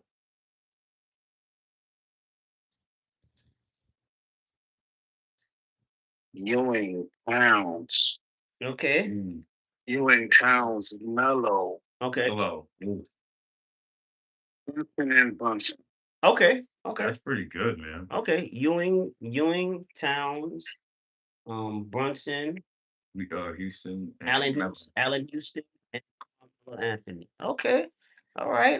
That sounds good. I like that, man. For you guys out there, when you watch the live or if you're in the chat, send us your top 5 Knicks all time. Tell us if you think Brunson should be in that list. Yeah. You know, we'd love to see what you guys have to say. And yeah, man. hmm Rate our teams. What Nick teams? Rate our Nick teams that we just listed. Oh, okay. Break Yeah. the Knicks. I mean, listen, man. There's tons of lists we could do, man. Tons of stuff, man. You flip it around or whatever. Yeah, It's just a fun little nod. That's just like what you call it, a two-page thing. You know what I'm saying? yeah, yeah. Shoot, I used to do that all the time, bro. Put all those guys, make my own dream Nick team, man. You know. So yeah, so let's we're gonna close it out. I'll just read off some of these great stats that we had from this championship run, and you guys just I'll key in on certain stuff. You guys can tell me, man. Knicks won the NBA championship, 2026 NBA championship, 94-90 over the San Antonio Spurs. We'll start with the losers, man. The ungracious San Antonio Spurs who did not shake the Knicks' hands and walk straight off. Not classy. Not classy at all, man. We'll start with Champagnea, who was a constant thorn in the Knicks side for this series, man. 14 points. He was 5 of 9 from the field, 4 of 8 from three-point land. So again, the Knicks kept missing the assignment. You gotta keep a body on Champagnea. I yelled it, screamed it, said it before the series started. The Knicks always had issues with losing him in picks and in coverages, and he would kill the Knicks continually, man. So Champagne played well. He had 7 rebounds, 1 assist, 4 turnovers, which killed them, but a steal, 2 offensive rebounds. I thought Champagne played a solid game. He played 31 minutes too. 31 minutes, man. So go ahead, bro. His contract status looking like? When is it going to be a thing? That's a good question, man. That's a good question. That I'm not too. That I'm not. They need that shooting, man. Yeah, I think Champagne is a part of that franchise fabric now, man. So I don't see the Spurs letting them go. And the Spurs usually keep their glue guys. Yeah, They usually don't let those guys go. That's just an organization thing with them. So I think Champagne is going to be there for a long time, and I don't think he wants to go anywhere, man. I mean, you're with a team that just made the NBA Finals. Yeah. You just were outclassed by a better team, but you were right there, and you were leading in most of these games. So only player I see getting kicked out. That's like a pretty good statement now. I know where you're going. Is what's the jersey now? Is it what jersey number 4 or 5? You know how they have that meme? You know how they got that meme? Fox. De'Aaron Fox. De'Aaron Fox, man. That's the only staple that I see getting traded. Nah, man. Vassell's a good defender. He's good. Vassell played. You know, you got to also think about it. We got to try to keep under the first and second. Yeah. Well, we got to see how much he makes. But speaking of Vassell, 39 minutes, he had 12 points. He was 5 of 8 from the field. So he shot well, 2 of 5 from 3, 7 rebounds, 2 assists, 2 steals, 1 block. Vassell played an incredible game. No turnovers? No turnovers. Vassell played a very, very good game, man. Very solid, man. So again, another glue guy, a guy that's been there for a long time, man. Before Victor, before Fox, and a lot of these guys. So Vassell is the elder statesman of that starting lineup. So, the Spurs are gonna need to get if there's any moves they make, they're gonna need a power forward, man. Mm. Who knows? Maybe they, yeah, maybe they try to get Julius Randle over there, man. Probably do Yeah, it straight, do it yeah. for Bryant Something Fox. that's something to look for. Yeah, maybe exactly. Maybe you Do it straight trade. for Bryant and Fox. Yeah, or or you trade De'Aaron Fox for Julius Randle. That's an equal trade. Yeah, and all Julius has to do is just rebound Mm. for that team, take the pressure off That would be Wemby. crazy. And imagine having Julius, Wemby, Cornette all on this on the same Toxic team. But I know Cornette. Yeah, just say it to the camera. That's it. That is a toxic team. Oh, man. Yo, that's gonna be Oh, a man. flagrant foul bowl, man. A flagrant man. foul fest, bro. You're gonna have a whole bunch of sour pussies And you know what's in a funny? locker room and by the podium, bro. You know what's funny? They haven't got one That's flagrant funny. foul at all. Yeah. Who's first? Yeah. I think Wemby picked up one, and He did? yeah, in the last. Oh, go ahead, Ed. Oh, wow. Go ahead. What's the question? I'm bringing this to you. Yeah. Do you think Ed Johnson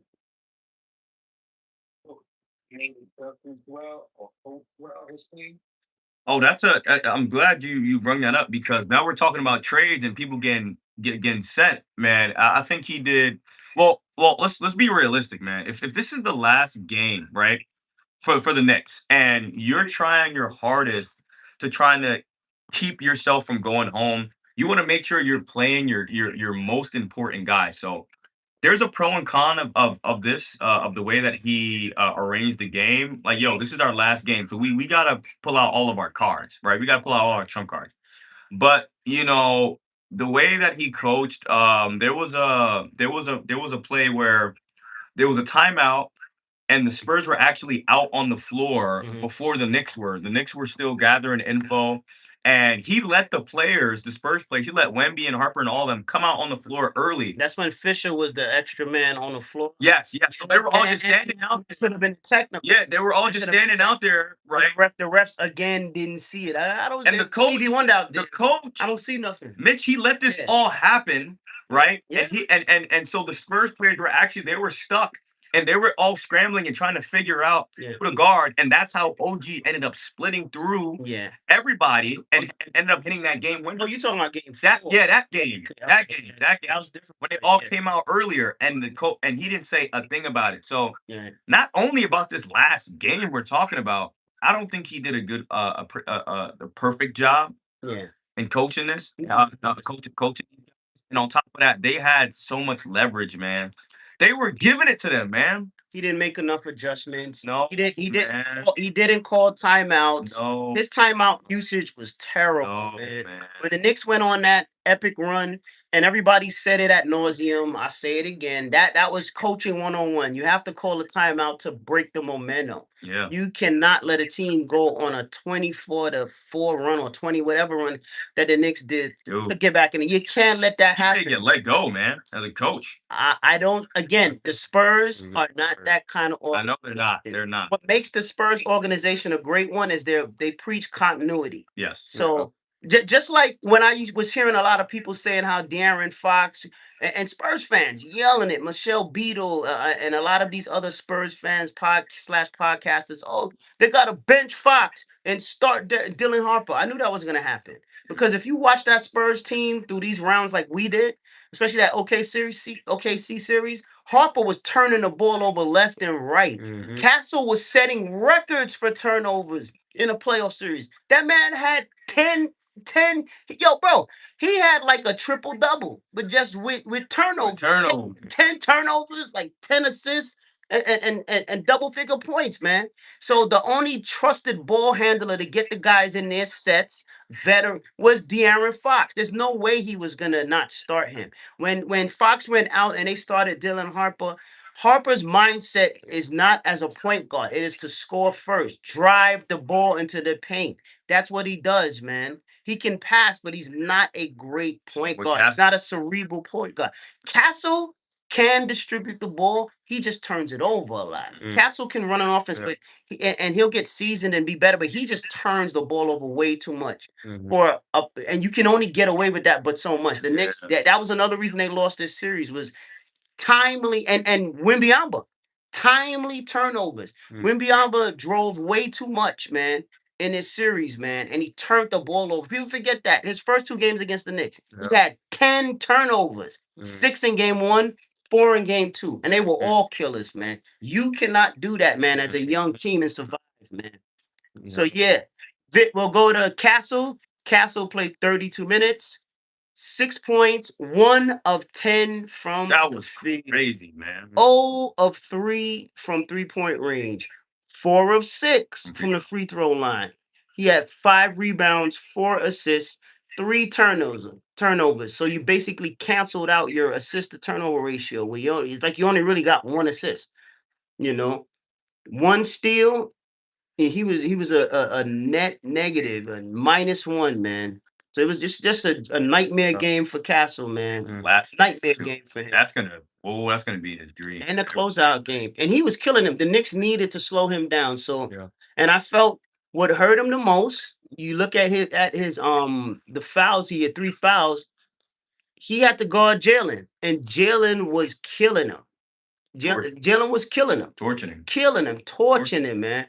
And that's what you needed, man. You needed that, man. You needed him to finally have to guard for real. Mhm. And they started to wear on him. The refs weren't billing. When a ref bails you out with calls, Mhm. and you get an extra Best breath, defender ever. you get a chance to Yeah, rest, it bro. takes the Yeah. rest. You don't have to work as hard Mhm. because you know the refs will help you. When you gotta really guard for real, really move your feet, really stay straight up, Yeah. really not leave your feet, really not be able to slap or hold, but you gotta Yeah, physically. can't hold jerseys. Yeah, you can't hold jerseys, man. It makes a world of difference. That's when guys get tired because now they got to guard for real.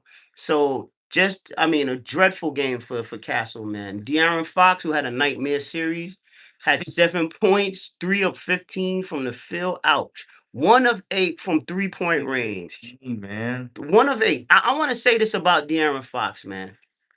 Why is he shooting 8 3-pointers? He thinks he's Kobe. He is not a 3-point shooter. I watched De'Aaron Fox his whole life. This guy is not he does not average 3.6 threes. He's not Spider Mitchell from 3. He keeps He's shooting not that. yes, this guy is not a 3-point shooter. Why are you taking 8 3-pointers in the game?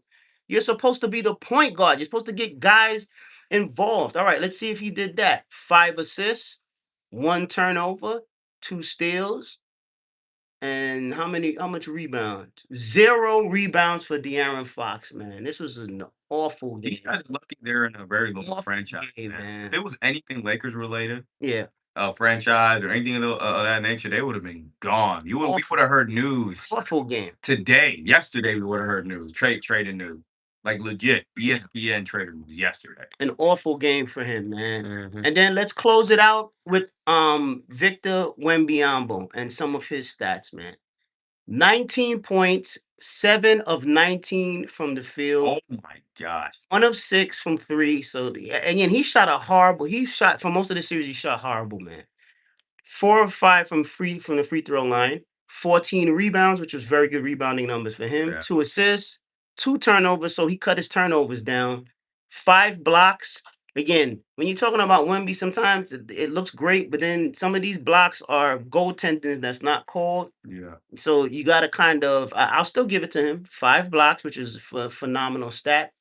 6 offensive rebounds and eight defensive rebounds. So Wemby played well. He played good. He shot horribly, and that shooting percentage killed them, man. But really, Shooting. yeah, man, really, Hey. yeah, bro, really, the goats, but not meaning greatest of all time, but the goats, the guys that really cost them this playoff and championship victory, what to me was Stephon Castle and De'Aaron Fox, the backcourt, because now they had to play against Brunson without the assistance of the refs bailing them out on those calls, and it drained them. Mhm. It drained them, man. Yeah. So that's the San Antonio Spurs. Josh, run down the New York Knicks and let's get their stats, man, and close it out. Mm. Let's start with OG. Just go down the line of the starters. The bench guys we'll look at after. Yeah, so OG, Mhm. 33 minutes, Mhm.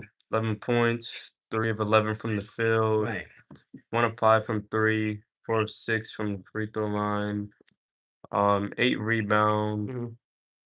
1 turnover, 3 steals, and 1 block. All right, I want to say something really quick. And we said this in the last live. I made a point to say this. All of the, and this is why you can't listen to media. Sometimes you gotta come here to fan pros, man. Come here. You dealing with sharp basketball minds. We try to pick up on stuff that a lot of people don't pick up on and say the things people don't say. We try not to go with the crowd. I like being different, but also giving different points. Ed, me, Nate, Joshua. Everybody and their mama was saying, "Oh man, OG," and you had NBA players doing that. Jeff Teague on his 520 podcast. Oh, if OG don't get this MVP Finals, man, I'm gonna stop watching this. Man, I'm not watching no more. You had all these guys saying OG should be the MVP. He's the People's Championship. This was after his incredible clutch, all-time great tip-in and 33-point performance in Game 4. I was laughing because I'm like, y'all gotta pump y'all brakes. Have you actually watched this series? Have you seen the performances of who was really the MVP Captain. in a clutch winning time? We don't get to none of those points without Jalen putting us on his back and carrying us. That's number one. Number two, OG doesn't get the open shots he gets every game. They picked up on him a lot this game, which is why his shooting percentages was down. He don't get those shots if there is no Jalen Brunson demanding a double team, demanding them blitzing him off the pick and roll, leaving OG open. Brunson demands a double team and the team's defensive attention at all times. That frees up. Oh, that's why OG was able to have 50% shooting splits. All right, OG's a great player. Yeah, he's a great player. He's our player, and he's a potential superstar. But let's not lose sight of who is the superstar now and who was the MVP. I said it was Jalen. Period. So this game kind of made it crystal clear, which I was happy for guys to see. Don't ever disrespect the captain again. All right, and be putting the guys that he's there to lead. Yeah, this ain't no Andrew Iguodala moment where Steph had a horrible finals and Iguodala really saved them. No, no, no, no, no. Jalen Brunson shot bad because they threw the kitchen sink at him, including the defensive player of the year, Wemby guard. All right, Game, he had 30 come on plus. now, man. At 6'2". Come on, man. His worst game, he had 30 plus. Go ahead, bro. I got another question for y'all. Yeah.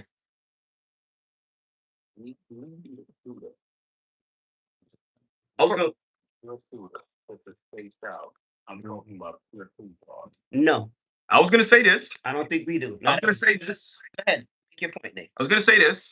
Right? We make a trade, or either some round picks or whatever. Let's not lose the glue or lose the guys we have now. We bring back DiVincenzo with also Shamit.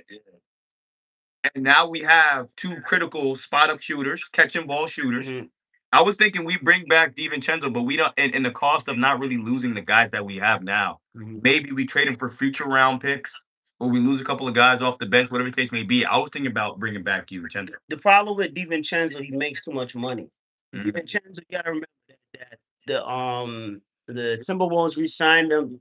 Yeah, they did. So it's the reason why the Knicks management, Jalen, Mikhail Hart, Yeah. DiVincenzo himself, Dante wants to come back to the Knicks, but it was one of those things where the Timberwolves would not budge unless we threw him in a trade with Randall. And Jalen And- got he actually made a sacrifice on accepting a cut Yeah, on his pay Yeah. for Towns and Hart and all in the yeah, and Kel and Yeah, OG Mikal, yeah. and OG.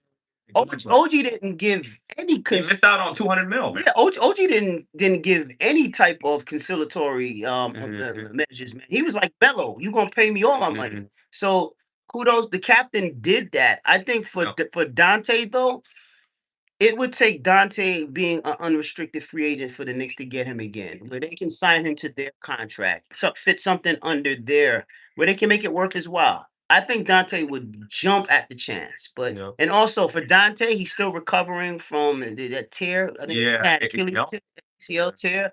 So rest up, Big Ragu. We wish you could have been a part of this, but don't worry, bro. You coming back. The Knicks are gonna. You mark my They want words. him, man. They will do They want him. everything in their power to bring him back, They want him back, and yeah. he will do what he's done when he played with us. And Thrive. when he comes, he wouldn't get injured because he was at a point where Anthony was out and he had to do so much. Yeah, And he had to be that captain momentarily. bro. He had to be the Mhm. offense. You don't got a lot of. They don't got any offense on that. So Minnesota. him getting injured like that won't happen if he were to come and join us. Yeah, you had to be the point guard. You ain't gonna have to be no point guard, a bench point guard. Yeah, exactly. And just spell Jalen in the offense. Exactly. So so yeah, man. I'm with you, Nate, but think about this, y'all. Mhm. What's the cost of Alvarado? No, Alvarado's in. Wait, who You did you? said Buddy Hill?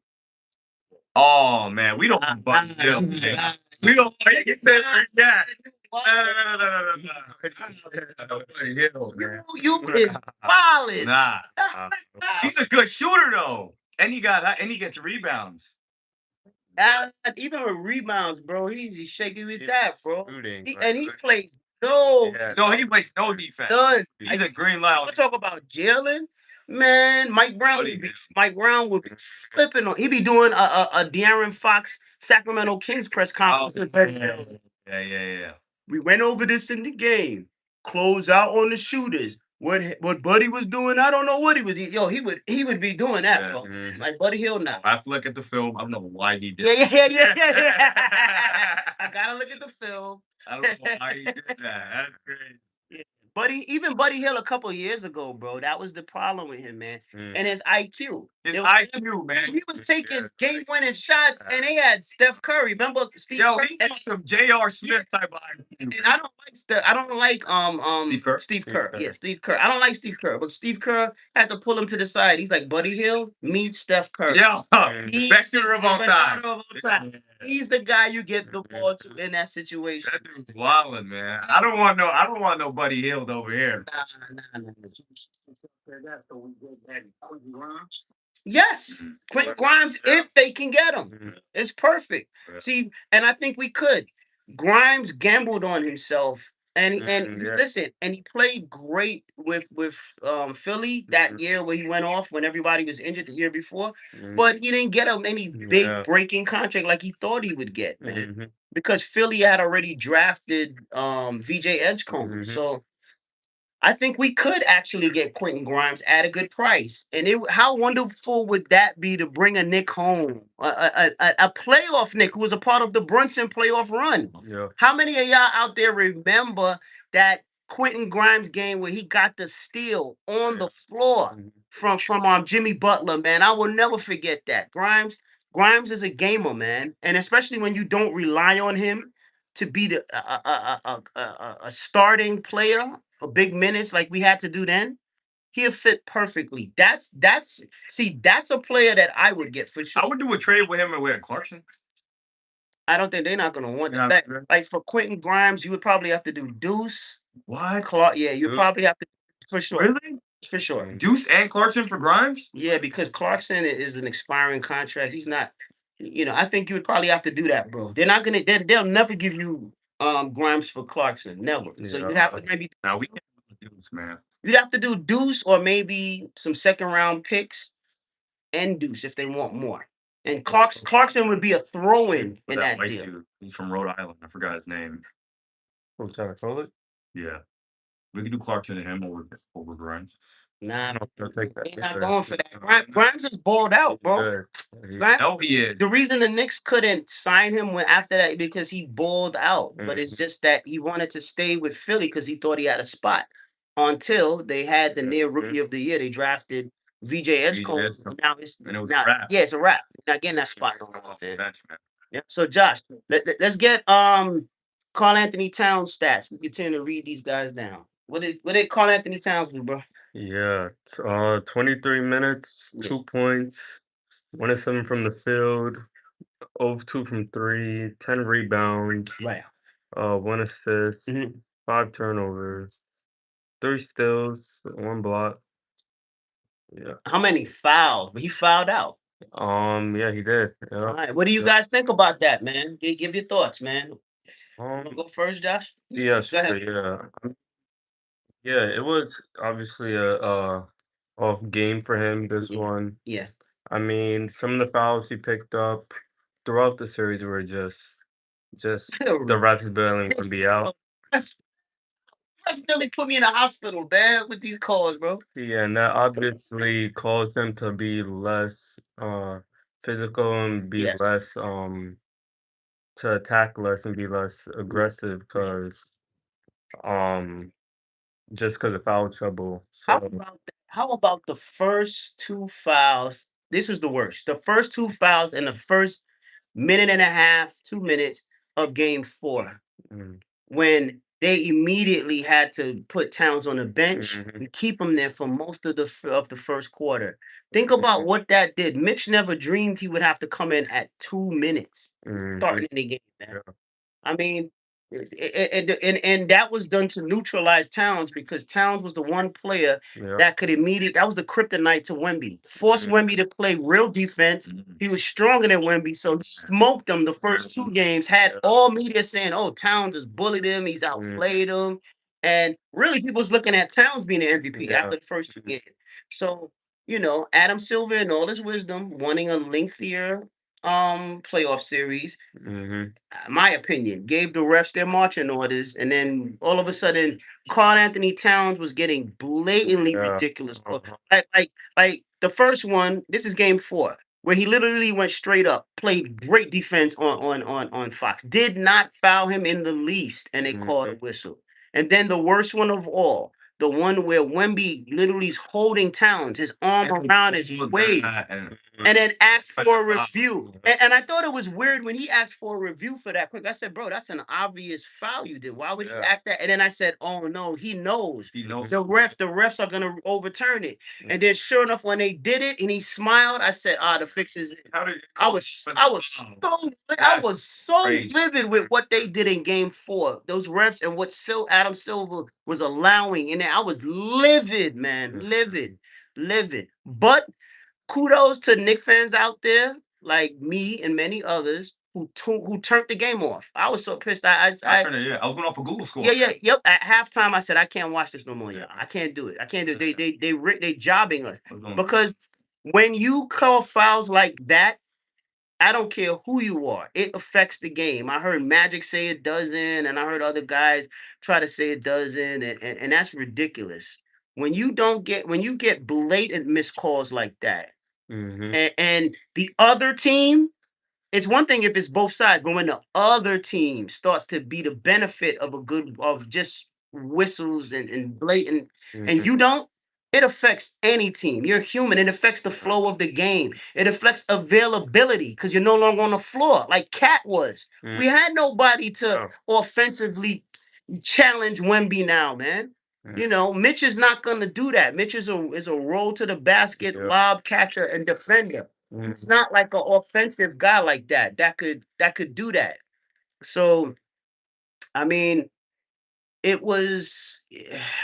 Listen, man. Towns. I don't blame Towns too much yeah, for that rough game. He wasn't getting whistles in that game, and it was kind of like back to unfortunately what we had been seeing, man. So mhm, I give him a pass for that, man. yeah, What do you guys think about Towns's game and just what you saw from Towns in the series?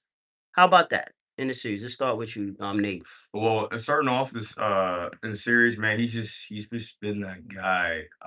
It's just when we were watching the game, like throughout the game and throughout these plays, you just sit there and go, man, I'm so glad we got Cat, man. Oh, Cat saved us, man. Yeah. Remember the Hawks after game mm, three? Yeah. Knicks were down 2-1, and all these people picked the Hawks to yeah, beat the Knicks. There were Yeah. people picking the Hawks to beat the Knicks before the series began. mhm, And then all of a sudden, after the Knicks destroyed them in that record-setting 51 mhm, point closeout victory in Atlanta, all of a sudden, oh man, the Hawks were weak. They were terrible. I had to hear Stephen A. Smith talk about they had no business being there.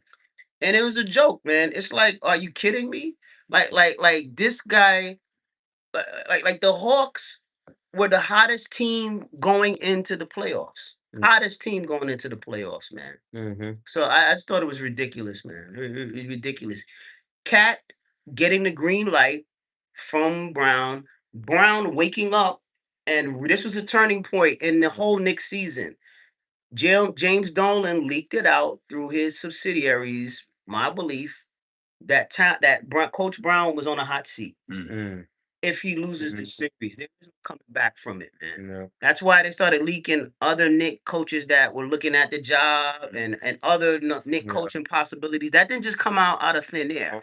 That was fed. That was fed to these news outlets to put Brown on his toes, light a fire under his backside, and and tell him, yo, bro, you better stop what you're doing. Stop forcing the ball to Jalen. You know, that Hawks team had 1 through 5 had all solid NBA defenders, and they all could handle the basketball. That's why they were quick. That's why they were really the toughest. Other than the Spurs, they were like the toughest matchup the Knicks had throughout this playoff run. They were just a very, very good defensive team, quick team. All could handle the basketball. All were ball distributors. That Hawk team was very tough, man. But the minute he started going through Cat, and I said it in that series, there's nobody to hold Cat. No. None. No. None. The minute he realized that, it was over. They're Clint Capella. No. But no, he wasn't able to. Because think about it. He has the blonde. They were saying that he was going to give Cat a hard time. No. Cat would eat him alive, man. Yeah. The only player, Wemby was probably the only guy that was going to give Cat problems, and Embiid. That's why if you look at the 76ers series, Cat wasn't scoring the huge numbers as he was in the Cavs series or in the Hawks series, man. You know what I'm saying? So like he didn't have to worry about defending these other guys. You know, like a Jared Allen who's just gonna stay under the paint. You know, or I keep forgetting the center for the Hawks. I don't know how to pronounce his name. I just call him Double O. Double O. He didn't have to like guard this, and he played well, but he wasn't an incredible offensive threat like that. Where Cat had to lose sleep over that, man. So yeah, man. So that like Cat, the minute they started to run the offense through Cat at the hub, the Knicks never looked back and went on their winning streak all the way to the finals, man. Yep. All the way to the finals, man. I mean, it just so for Karl Anthony Towns, bad game, but I chuck that up to just a bad whistle that he got from the refs, and kudos for him doing what he did, man. Kudos, man. You got Josh Hart, bro. Let's finish up. Josh Hart. Turned it up. Yeah. Last game. And then Nate, you do Mikal, you do Bridges, and then the captain stats. Okay. Close it out, man. Okay. All right, so go ahead, Josh. Josh Hart, 39 minutes, 13 points, 4 of 11 from the field, 3 of 6 from 3, 2 of 3 from the free throw line, 11 rebounds, 2 assists, 1 turnover. Yep. And a +6. +6, 3 offensive rebounds. Other than the missed free throw, in the clutch, I thought Kale had a great game. Shot the ball well, played great defense, was the other leading scorer behind Brunson in the game. I thought he was phenomenal. He picked the captain up when he needed help. And listen, that's Mikal Bridges. The last game he played bad. Bridges? You thought reading Hart. Oh, you read Hart. Yeah. My bad. I was saying, Josh Hart. Yeah, Josh Hart got a +15. Great, yeah. +15. Josh Hart was another person that, Good, man. had a costly turnover and bad game in game 4, where he could have cost the Knicks that game, not dunking the basketball, having a clear lane and then not boxing out Castle. You're bigger than Castle. Yeah. There's no way you let him just go past you and get that rebound, man. But yeah, and it wasn't just him. OG had a critical miss block out. I think it was on Castle again in the game yesterday. But for Hart, bounce back game, a double-double. One of the best offensive rebounding guards in the game of basketball is Josh Hart. That's why, as much as we said earlier, and I think Ed had posed the question about getting an outside shooting. Nah, man, I'm not taking Josh Hart out of the starting lineup ever. He's Mhm. clutching when you need him the most, and I knew he would show up in this game. He had a bad game the game. I knew I would have bet anything on he was going to show up. When you need Josh Hart the most, he's going to be there for you. You can count on that. So double double, and to just and one assist, you know, 2 assists, 1 turnover. I mean, he just played well. Josh Hart played well. Played with pace, hit timely 3-pointers. Played well, man. What do you guys think of Hart's performance? Amazing. How about for the playoffs, man? Amazing.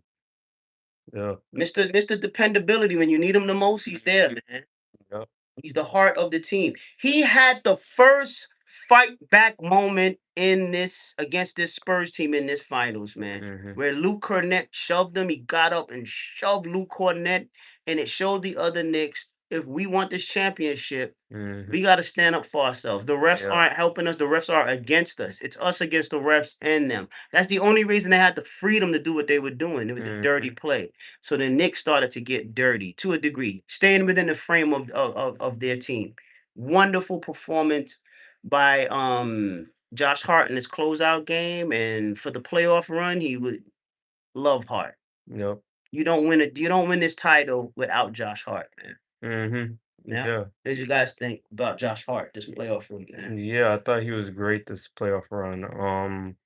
I mean, yeah, like you said, just the amount of just like impact he brings to the team with his rebounding, Yeah. the saving plays, saving possessions, and um, like you said, just the heart of the team. I think even like when even though he's not a amazing 3-point shooter, he still hits them when we needed him to. Yeah, when it Yes. mattered. Yeah. When it mattered. How about game 3 where the Knicks was struggling? Mhm. Oh, Yeah. hit that dirt. He was carrying the team. Game 3, man. I like that. They were leaving him wide open, and he was punishing them, and he generally does that. Yeah. I love that about him, man. He's like, okay, Mhm. you're gonna leave me open? I'm gonna shoot it. I'm gonna shoot it. I'm not scared of you. I'm gonna shoot it, man. Mhm. You know. Yeah. Yeah. What do you think about Josh Hart's role in this championship, Nate, and his performance in this 2026 championship Dude, run? Josh Hart is the best example of a player who knows what they got to do and when to do it. Yes. He is. I don't want to hear anyone call him a role player. Never. No. He has roles. Mhm. Exactly. No player usually just does one thing. Yeah, That exactly. guy is a Swiss Army Exactly. knife, does Exactly. everything. Exactly. He just gets it, man. Yeah.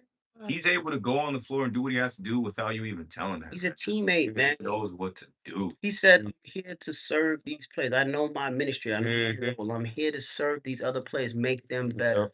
That's a phenomenal teammate. And then he's tough. Yeah. He exhibits New York grit, toughness, man. Like I said this before. We have videos on it. The only thing I disagree with Josh Hart doing this year was Thumbgate. Yeah. I Let's talk about that. Let's bring that to my memory. Yeah. That's the only thing. Because ever since he did that, we were a little. They went on a losing Yeah. streak, bro. Yeah.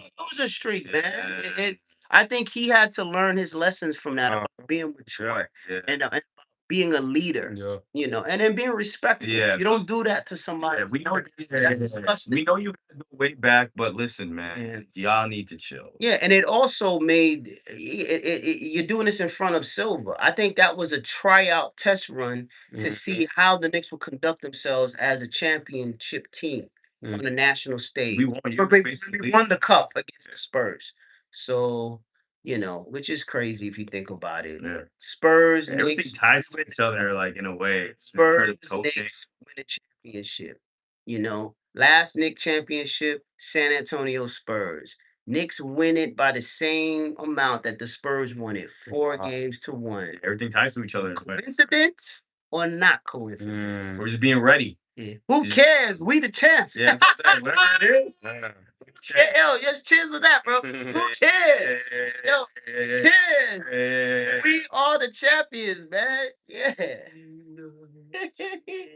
My friends, my friend. All right, so Nate Dogg, close us out with Okay. Mikal Bridges stat and Jalen Brunson stat, bro. Okay, we got Mikal Bridges. We got 39 minutes, 14 points.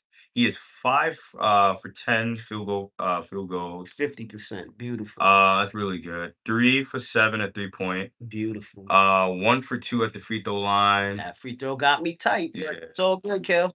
He got 2 rebounds, 4 assists, Mhm. 0 turnovers, 0 steals, and 1 block. Nice block. A +6. Really good, man, for Yeah. the last game. That's what we need from Mikal, especially at the last game. He did way better than the game prior, and we all know Bridges is this way. He's on and off. You never Just stay. know when he's cold one game, just know the next game he he gonna gonna turn up. So it was just perfect domino effect. We knew he was gonna show up at the Yeah. last game. Yeah. And it was just amazing to see. This is what we need from our You guys. can't guard all those guys. OG turned up and was the talk of the town, so I knew the Spurs were gonna throw Yeah. bodies at him. Mhm. That's why he shot the way he shot. Mhm. And that's why Brunson is just a different type of player. Like he's used to Yeah. that. So Mhm. you throw those doubles and those blitzes, he's still gonna get his score. He's still gonna score. You're not gonna stop him Mhm. 1-on-1 or with that stuff. Yeah. It took OG getting used to seeing that. I think when OG makes the next step to superstar, he is gonna get used to facing that type of pressure, man. And then Mhm. he'll cross over to that offensively. Defensively, he's there now, man. What do you think about Bridges' performance, bro, in his 2026 playoffs, man? Yeah, I Went through think a lot. went through a lot. Yeah, like you said, he's on and off player, but like you said, when he's on, he's very pivotal for us. I think, um, yeah, his 3-point shooting, his ability to like get to the basket and find open space, and be in good positions where he could get the ball and just shoot. I Yeah. think, and then I'll also say his defense as well. Just I think for a good part of this series. Sometimes some games he were a bit off, like that one game where he didn't score Remember that? good. And Yeah. he was in near tears at the Uh-huh. press conference. In the locker room, you could see he was in near tears, and he was like, "I gotta do better. I gotta do better. I can't Mm-hmm. do that." And then his teammates trusting in him. Yeah. Yes. And then remember the next game Mm-hmm. and the closeout game. Yeah. From that point on, Mikal Bridges went on a tear Mm-hmm. all the way into the Philly series where he went on and I knew he would do well there. Yeah. He's from Philly, but an absolute tear, man. So Mm-hmm. just like y'all said it best. May have one bad game, but it's gonna stay there and he's gonna come out like a monster the next game. Mm-hmm. Now imagine if these guys start to become more consistent in their play. And the bad games are not like super bad. Yes. Like 0 points or like imagine if it's just like, Like OKC.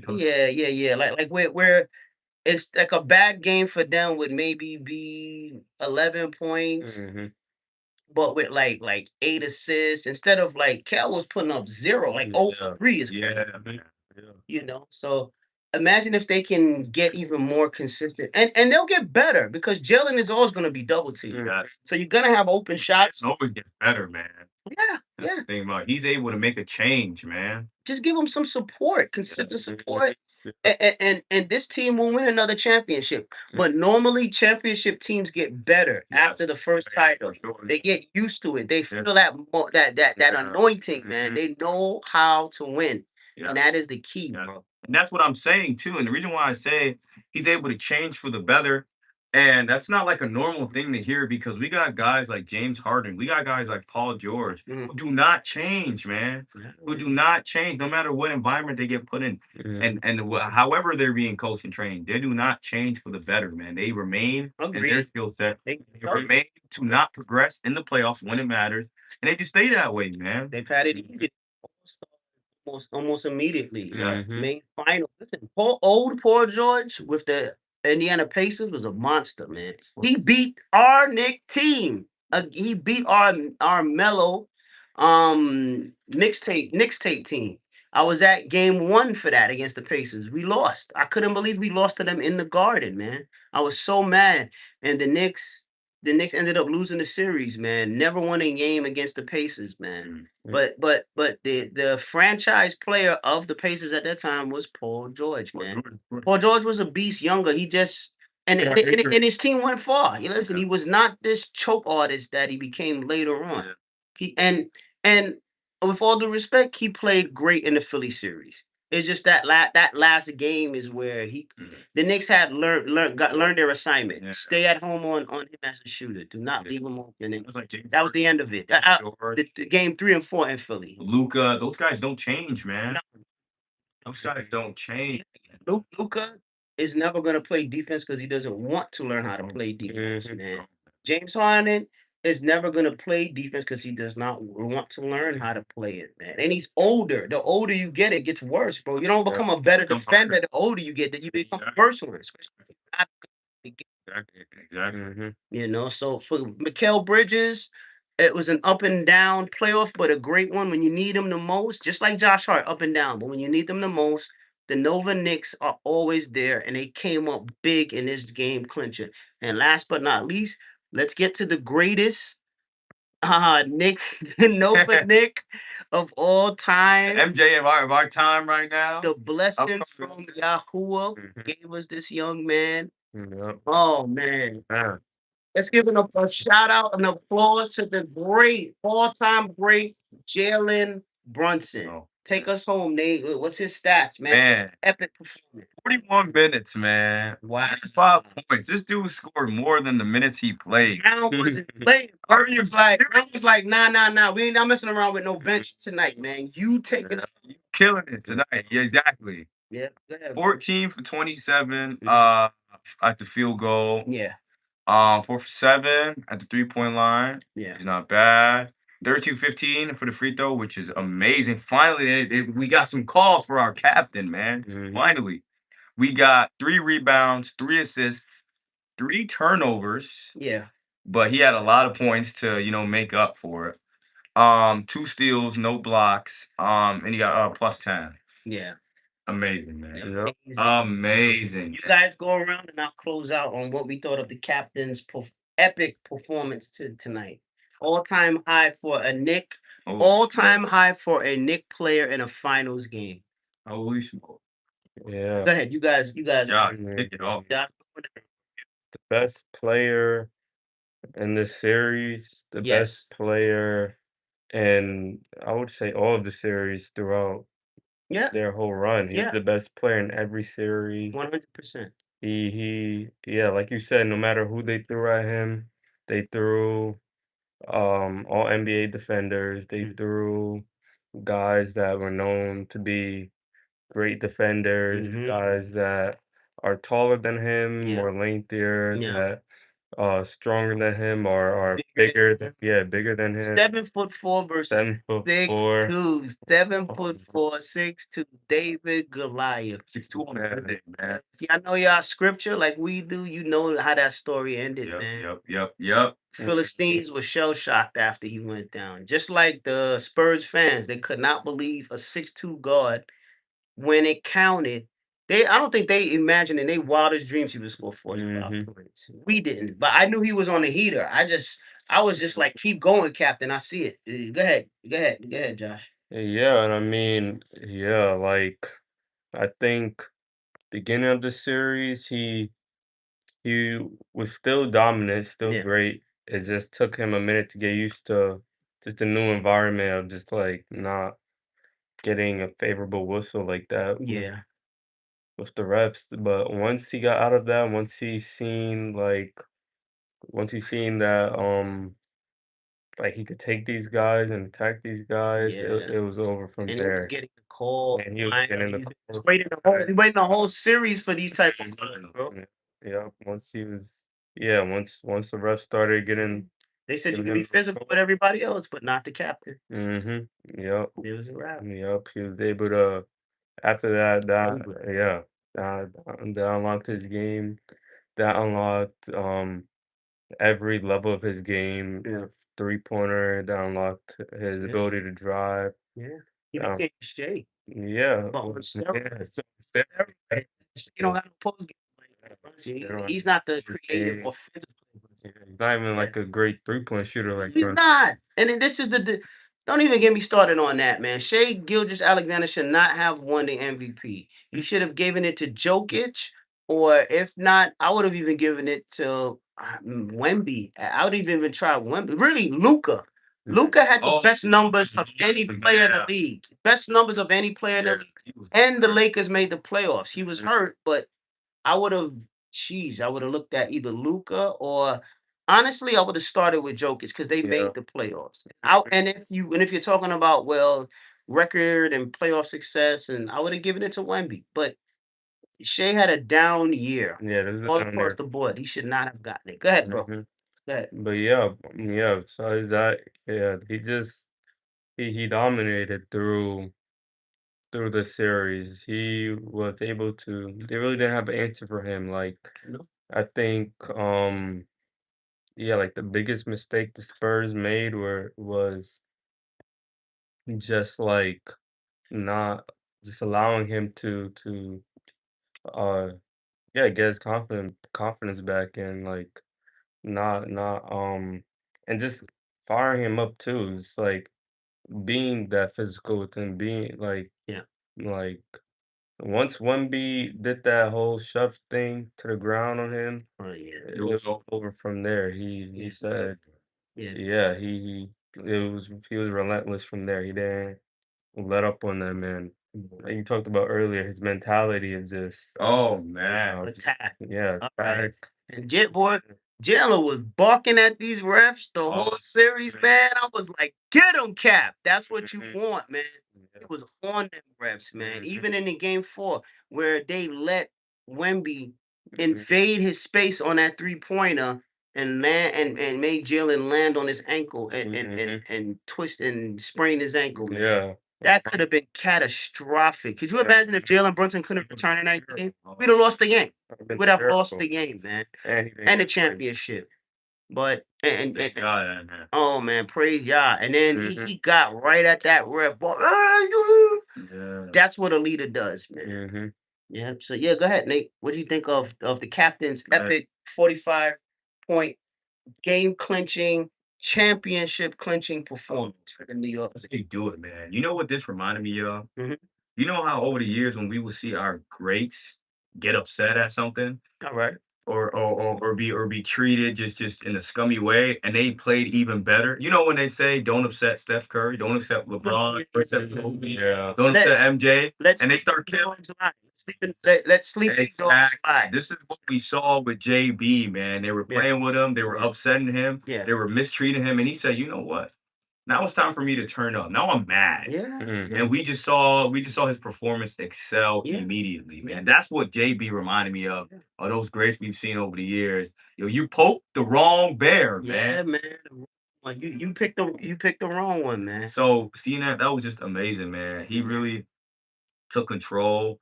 He really put out, that standard of, hey, smaller plays, we can still play, man. Smaller guards, smaller plays, Yeah. we can still get a bucket. You can We could win. Mhm. We could take over still. It's not about, I know they're trying to, rearrange the league where they're trying to have 6'10. They're trying to make 6'10 point guards be a regular thing now. and that's a joke. Mhm. And that is a joke.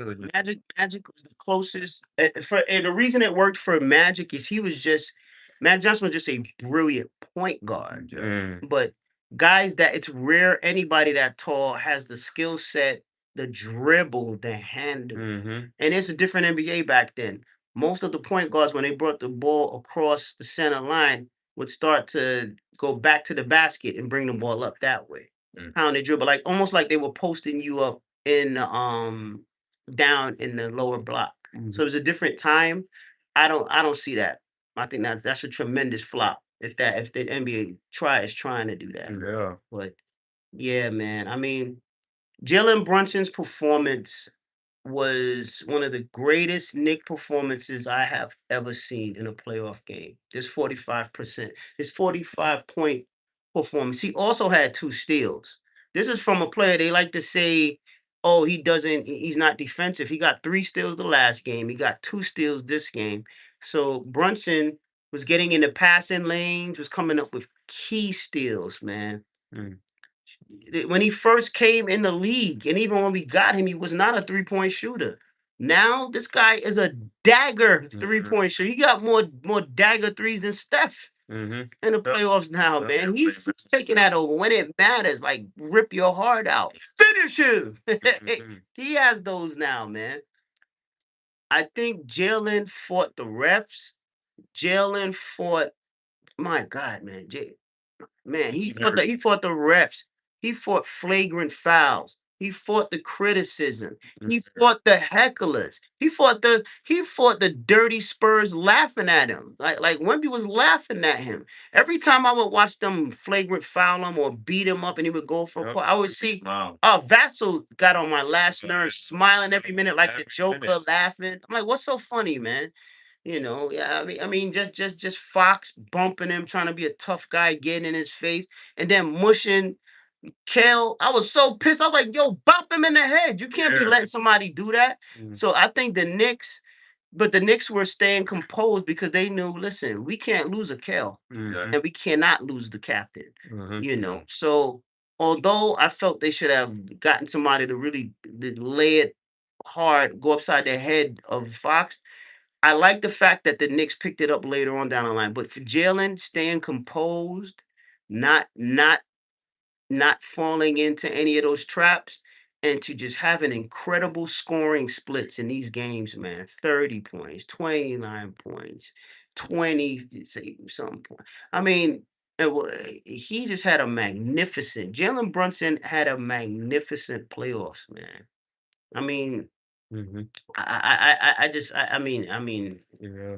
sheesh. Like, what more can you say, man? I think his sheesh. And let me just pull this up real quick. Just his average. And on top of that, Brunson and Fox go way back in high school, actually.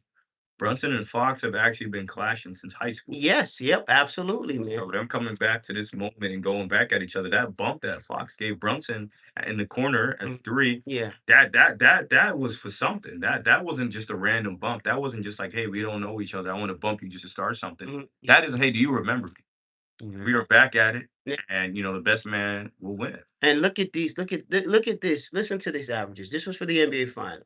Jalen Brunson averaged 32.6 points for a game. 32. That's Michael Jordan numbers, man. 4.6 assists and 4.2 rebounds, man. Let's give it up. Give it up. Man. And the steals, I know he averaged a steal a game. This guy was phenomenal, man, in this series. And just man. his attitude, man. I just miss that stoic leadership attitude. We haven't seen that in a while, man. Huh. Yeah. I missed it so much, and seeing that coming from JB, man, it was just an amazing thing to see. I mean, it was needed very, very much, man. I mean, listen, this Nick team for this playoffs, man. Especially this clinching game was phenomenal, man. You know, they just the 3-point shooting was tied 12 of 37 for both teams, man. Both of them, you know, shot poorly from the field but played well. I mean, both shot free throws poorly. Knicks was 71%, the Spurs was 63%, man. I mean, offensive rebounds are pretty much even. The rebounding, the assists, the Spurs had more, but that's because JB, the team was struggling, and JB was like, "Nah, I got to take it over, man." Knicks had more steals. The blocks, obviously, the Spurs had 5 from Wemby, so they led us by 3. The turnovers, the Knicks had more turnovers by 14 to 13. 14 turnovers is a lot, man. But again, when it mattered, the Knicks came up huge. If you look at this game on paper, the Knicks should not have won this game because most of the stats, the Spurs lead in. But what they didn't lead in is their clutch. They did not have a clutch rip your heart. One of the greatest clutch players of his generation. They did not have that on this team with the great all-time great Jalen Brunson, man. I think Wemby will get better, but he has to grow up. He has to stop throwing these temper tantrums and on the court. He has to stop being a dirty player. The NBA cannot endorse a standard bearer player for the league that's dirty. Michael Jordan was never dirty, neither was LeBron. Neither was any of the guys that were the true standard. And then Steph Curry, Mhm. these guys were likable. They were able to give good interviews. Mhm. Good or bad, win or lose. Exactly. Win or lose, Yeah. man. You have Yeah. got to be able to do that. So Wemby, Tim Duncan. yeah, he's 22, but listen, Still. Mike came in the league young, so Yeah. so did Him too. He was never so did like that, LeBron. man. LeBron was a high school LeBron got respect to everybody, man. and he was a high Everybody schooler. at the time. He was a high schooler coming in. So and LeBron took his team to the finals in his third year. They took that garbage Cavs team Yeah. to face the Yeah. dynasty Spurs team with Tim Duncan, man. They didn't have a shot to win the finals, but the fact he made it there and beat the Pistons, who were like the gatekeepers of the East End, Mm. that Rip Hamilton, Chauncey Billup team that already won a title. I mean, stamped LeBron as one of the all-time greats, but he did not moan, comply. He did not moan, cry, complain. I'm like combining both words. Sorry, it's late and finishing up. He was consummate professional. This kid has to learn how to be a professional. Yeah. And just like a parent, for you parents out there, I'm a dad. If you spoil your kids, you're only hurting them. They're gonna turn out unruly, uncontrollable, and then they can be damages to the world and other people around them. And the responsibility will not just be on them; it'll be on you. NBA, you have got to be a parent to Victor Wembanyama. You have got to rein him in. You've got to talk to him about being dirty, about giving better interviews, about not being rude to reporters all Mhm. the time. You have to talk to him about being more sportsmanlike. Even whatever. See you guys never. Yeah. Man, Kobe is in the league at 18, man. He's never said something so childish like that. He's No. 22. I try to say, No. I try to give him the benefit of the doubt. I was like, he's young. Yeah. But dude, we had LeBron, Kobe, guys in the league younger than that, Yeah. Magic, younger than that. Yeah. He never spoke like that. I think Wemby was also tight because remember, he was a guy that loved New York. New York was like one of his second Playing spots. chess, yeah. He had just closed on a place in New York, in the city, Mm. condo, man. But now and then he became immediately, an enemy. And this is what people got to realize: Knick fans didn't hate Wemby or throw an egg at Wemby or curse him out because he was playing. We were playing him in the finals. Knick fans don't No. get down like that. No. Knick fans love Hakeem Olajuwon, and he actually beat us. Mm. They loved Tim Duncan, and he actually beat us. Yes. None of that ever happened. The reason he got the fury of the fans was because of what he did on that court. He plays, man. Throwing elbows, trying to injure guys and destroy their careers, choke slamming people, laughing at them. You can't. I'm in your head. I'm in your head. All that stupid Yeah. stuff. There's no place for that in the playoffs, man. Just focus on the task at hand. Wemby didn't, lost track, and his coach. I blame the coach too, because the coach allowed this play to happen. Yeah. So there was a lot of immaturity on this first year. That was the second year coach with Mitch Johnson. A young coach at that. So the Yeah. performance of a lifetime for Jalen Brunson, man. 45 points. He is probably one of the most trusted players I've ever seen. Him, Jeter, and he reminds me of Derek Jeter. A player in the clutch that I had the utmost trust in. Utmost. Where it was like, all right, cool. I wasn't worrying for one bit. And Eli Manning, the great Eli Manning. So I'll close it out with this. I've been blessed in my lifetime to see the Yankees clinch the World Series in game 6 of I think it was the 2009 championship. I've been blessed to see game 1 when the Yankees beat the Padres in the World Series, 1998. One of the greatest games I have ever been to as a Yankee fan. The place shook when Chuck Knobloch hit a game-tying 3-run homer, and then Tino Martinez came up and hit a grand slam. I was blessed to be in there. It was pandemonium. I was buried beneath people. People were crying, hugging. I never seen anything like that. Through it all, and I've been to 2 parades, the Yankee parade in '96 and my hockey team, the New York Rangers in '94. That '94 year when we went and a lot of the people that I met and we were talking to then said what we said told each other was like, "All right, boys, We'll see each other in 2 weeks or a week, which is when the Knicks series would be over because we fully expected the Knicks to win a championship in '94. They didn't. They didn't. And I thought the Knicks would just automatically make it back there in '95. And after they lost to the Pacers, I never dreamed the Pacers would ever beat the Knicks. Never. I just thought we'd be superior. So when we lost to them on the Garden floor in a completely seesaw topsy turvy series, I realized tomorrow's not promised. When you get the moment to win a championship, there is no tomorrow. If you guys ever watch Rocky 3, Apollo Creed Mhm. gets at Rocky. Yep, rest in peace. Carl Weathers gets at Sylvester Stallone, and he says, "Oh, tomorrow. There is no tomorrow. There is no tomorrow. Mhm. Tomorrow's not promised." Yeah. The Father taught that to us, the Creator. You have to take advantage of the moment when it is presented, Mhm. and you can't be worrying about next year. Mhm. Jalen Brunson did that in this closeout game, and these New York Knicks did that in this closeout game. Tomorrow is for the Spurs, who's a young team who the league is grooming and will put all resources Mhm. and referee power behind Wemby to make him a Yeah. powerhouse. But for now, tomorrow's not promised. We had Tyler. What's this? What's the Tyrese Halliburton Sorry, Albert. hurt, injured. Tatum injured and hurt, who came back, but just he was still he Yes. wasn't right, man. Stat on the last game. Which is why they lost. Mhm. We had a clear path with Indiana and Boston to the finals, man. We had the Cleveland Cavs making a trade for James Harden, which shot new life into them. Remember, the Cavs were the best team in the league. Then, how can we forget this?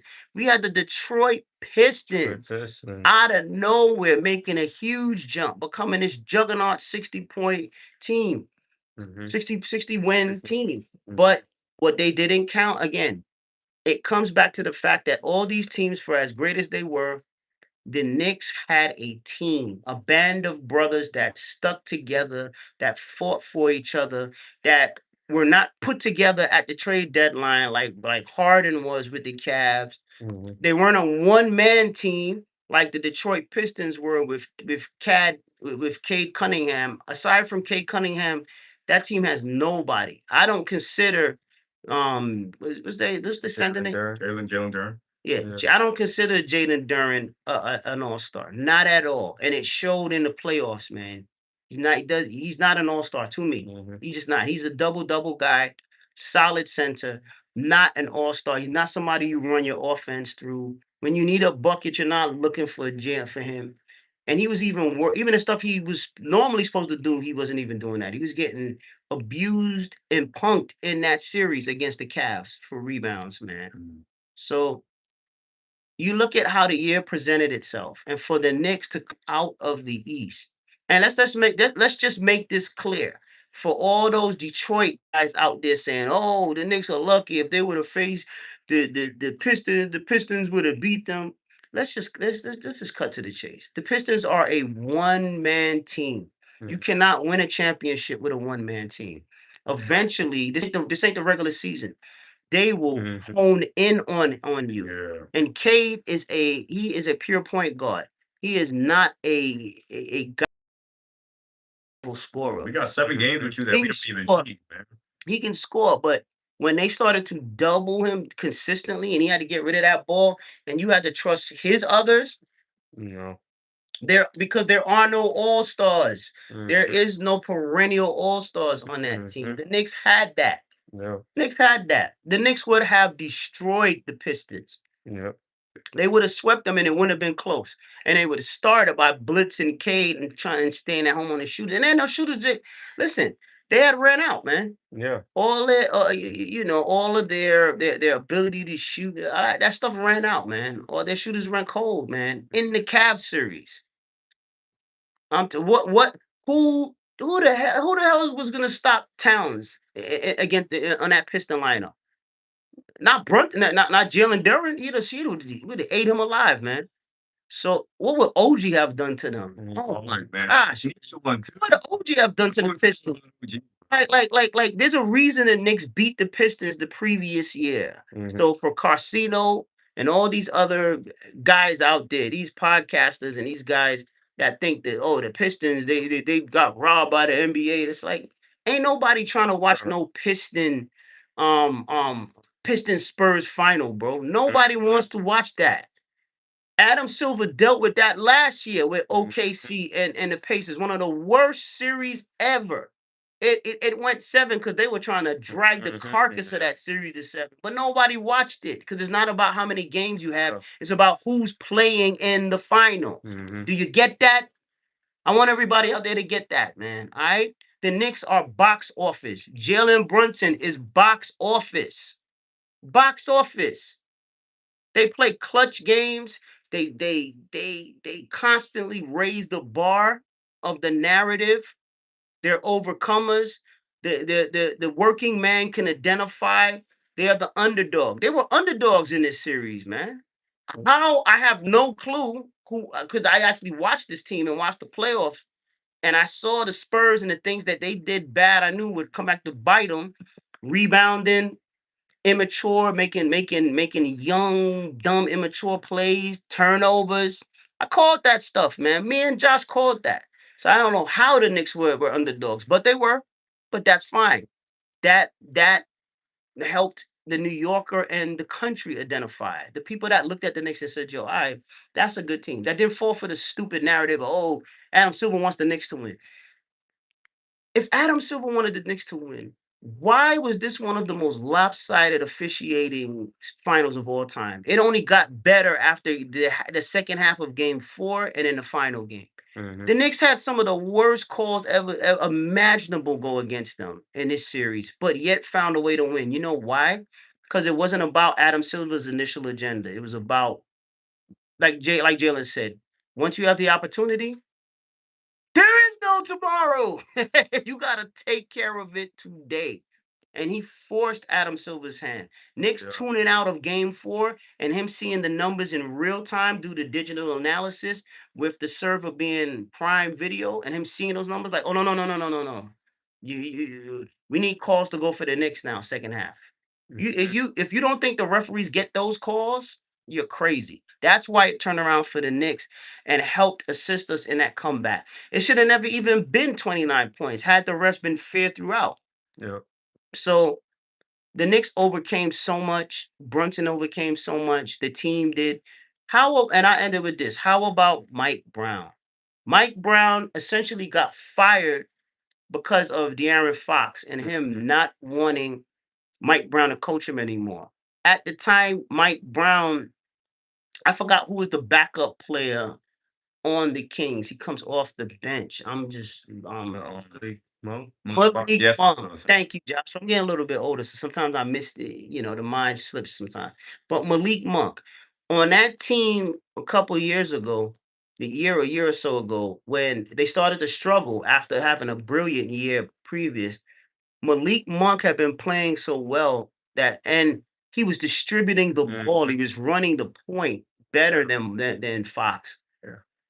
You know, he wanted to interject more Malik Monk in the offense. De'Aaron Fox didn't want that. He wanted to continue to take his shots and to the detriment of the team. And I remember watching De'Aaron Fox, and he was just selfish point guard. He wasn't getting an assist that you should be getting as a point guard, and he was taking ill-advised shots and just having mental lapses. So that last game and if y'all want to see one of the best comebacks in the regular season, watch that Clipper game versus the Kings, the one that you see the clip. Hawks? This was against, I think this was against no, this was against the Pistons. I'm so sorry. The comeback was against the Pistons where De'Aaron Fox did not cover the shooter, and Brown was livid. And in the press conference, he let him have it. Now listen, normally coaches protect their players, but Brown had a point to make because he had been trying to reach Fox in meetings behind closed doors. The coaching staff, he would not listen.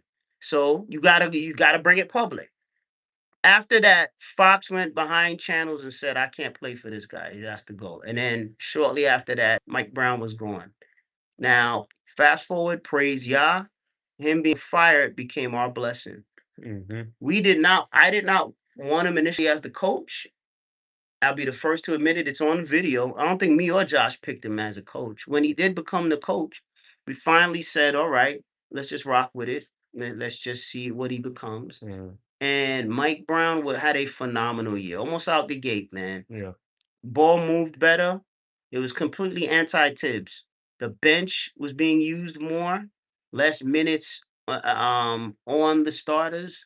And you know what? Fast forward to this championship game. Look at the minutes the starters played. Jalen, 41 minutes. Everybody in the high 30s. You know how they're able to do that? Mm, Because they're not gassed, but playing huge minutes throughout the year. mm-hmm. You know why Cade Cunningham's team lost? Because they were gassed, especially Cade. He was Mhm. playing huge minutes through the year. That's why he had one of the worst elimination games in Piston history for a star player against the Cavs in that second round matchup. Minutes matter. You have to limit the minutes during the regular season to keep your guys fresh for the playoffs. They gotta be there. Your best ability is what, Josh? Availability. You gotta be there, man. All right. So to close this out, a phenomenal performance by the captain. I'm still in awe. I'll probably cry some more when I see the parade and some of the clips. Hey, when I look back at this live, I might cry. just, just letting it sink in. We are world champions. Wow. And all the haters, and all the people on these YouTube streets and these Instagram streets and media streets talking all this stuff about New York fans and not wanting them to win and New York. Why did they get a chip? We up. We up, man. We got a chip and can't nobody take it away. Can't nobody conspiracy theory it away. We are the champions, man. All right. And don't worry, we will be good champions. We will conduct ourselves good, but don't talk crazy about it. Don't do it, because then you're gonna get that other side of New York you don't like, the one you like to label us as all the time. All right. All right. So we are the world champions, fellas. Let's do one last toast. Everybody grab your glasses. And I'll propose this last toast for Fan Pros, this championship Nick edition to the New York Knicks 2026, one of the most incredible runs, record breaking run performances. To the captain, the MVP of the finals. That's an illustrious performance. Only two men have been finals MVP. That's Willis Reed and now Jalen Brunson. And for this team who had so many storylines, man, to Miles McBride and to Jose Alvarado and to Landry Shamit. Oh my gosh, man. Mitchell, and let's do this last one. Mitchell Robinson, 8 years on this team. Me and Joshua, and I'm gonna search for this video and I'm posting this. I'm posting this for sure. Me and Josh was at the draft last round when they got Mitchell Robinson in the second round. You know, back then, if you're up top, by that time it cleared out. Not a lot of people stayed for the second round. So we went all the way down to the bottom and was listening out for the players, and they drafted Mitchell Robinson. Remember that? And I think Alonzo Trier was after that, correct? Yeah. A little bit later, Alonzo Trier, he went undrafted, and then the Knicks, I think, picked him up. But listen, man, and if memory serves me correctly, I think that was the Carl Knox. That was the Kevin Knox draft. I think it could be the Kevin Knox draft, man. Yeah. Don't worry, y'all. I'm gonna find it and I'm gonna post that out there along with some other goodies, man. But to Mitch, an 8-year veteran of this team who saw all this losing to come 8 years later to this culmination. You know, to Cat, an 11-year veteran, coming full circle to this and to now get a championship. To the Nova Knicks, who got it done again. First trio to ever win college and pro championships in NBA history. To the coach, Mike Brown. Now, Mike Brown is now what, a 6-time NBA champion, Wow. 5 as assistant coach, and This is first as head 1 as a head coach. That's phenomenal. That's a Hall of Fame resume. Yeah. So the Knicks have some potential Hall of Famers on this team right now. Yeah. Because of what happened this season. You need that to win. So let's give it up to the New York Knicks, world champions, and let's go back to back. Let's do it again. Let's do it.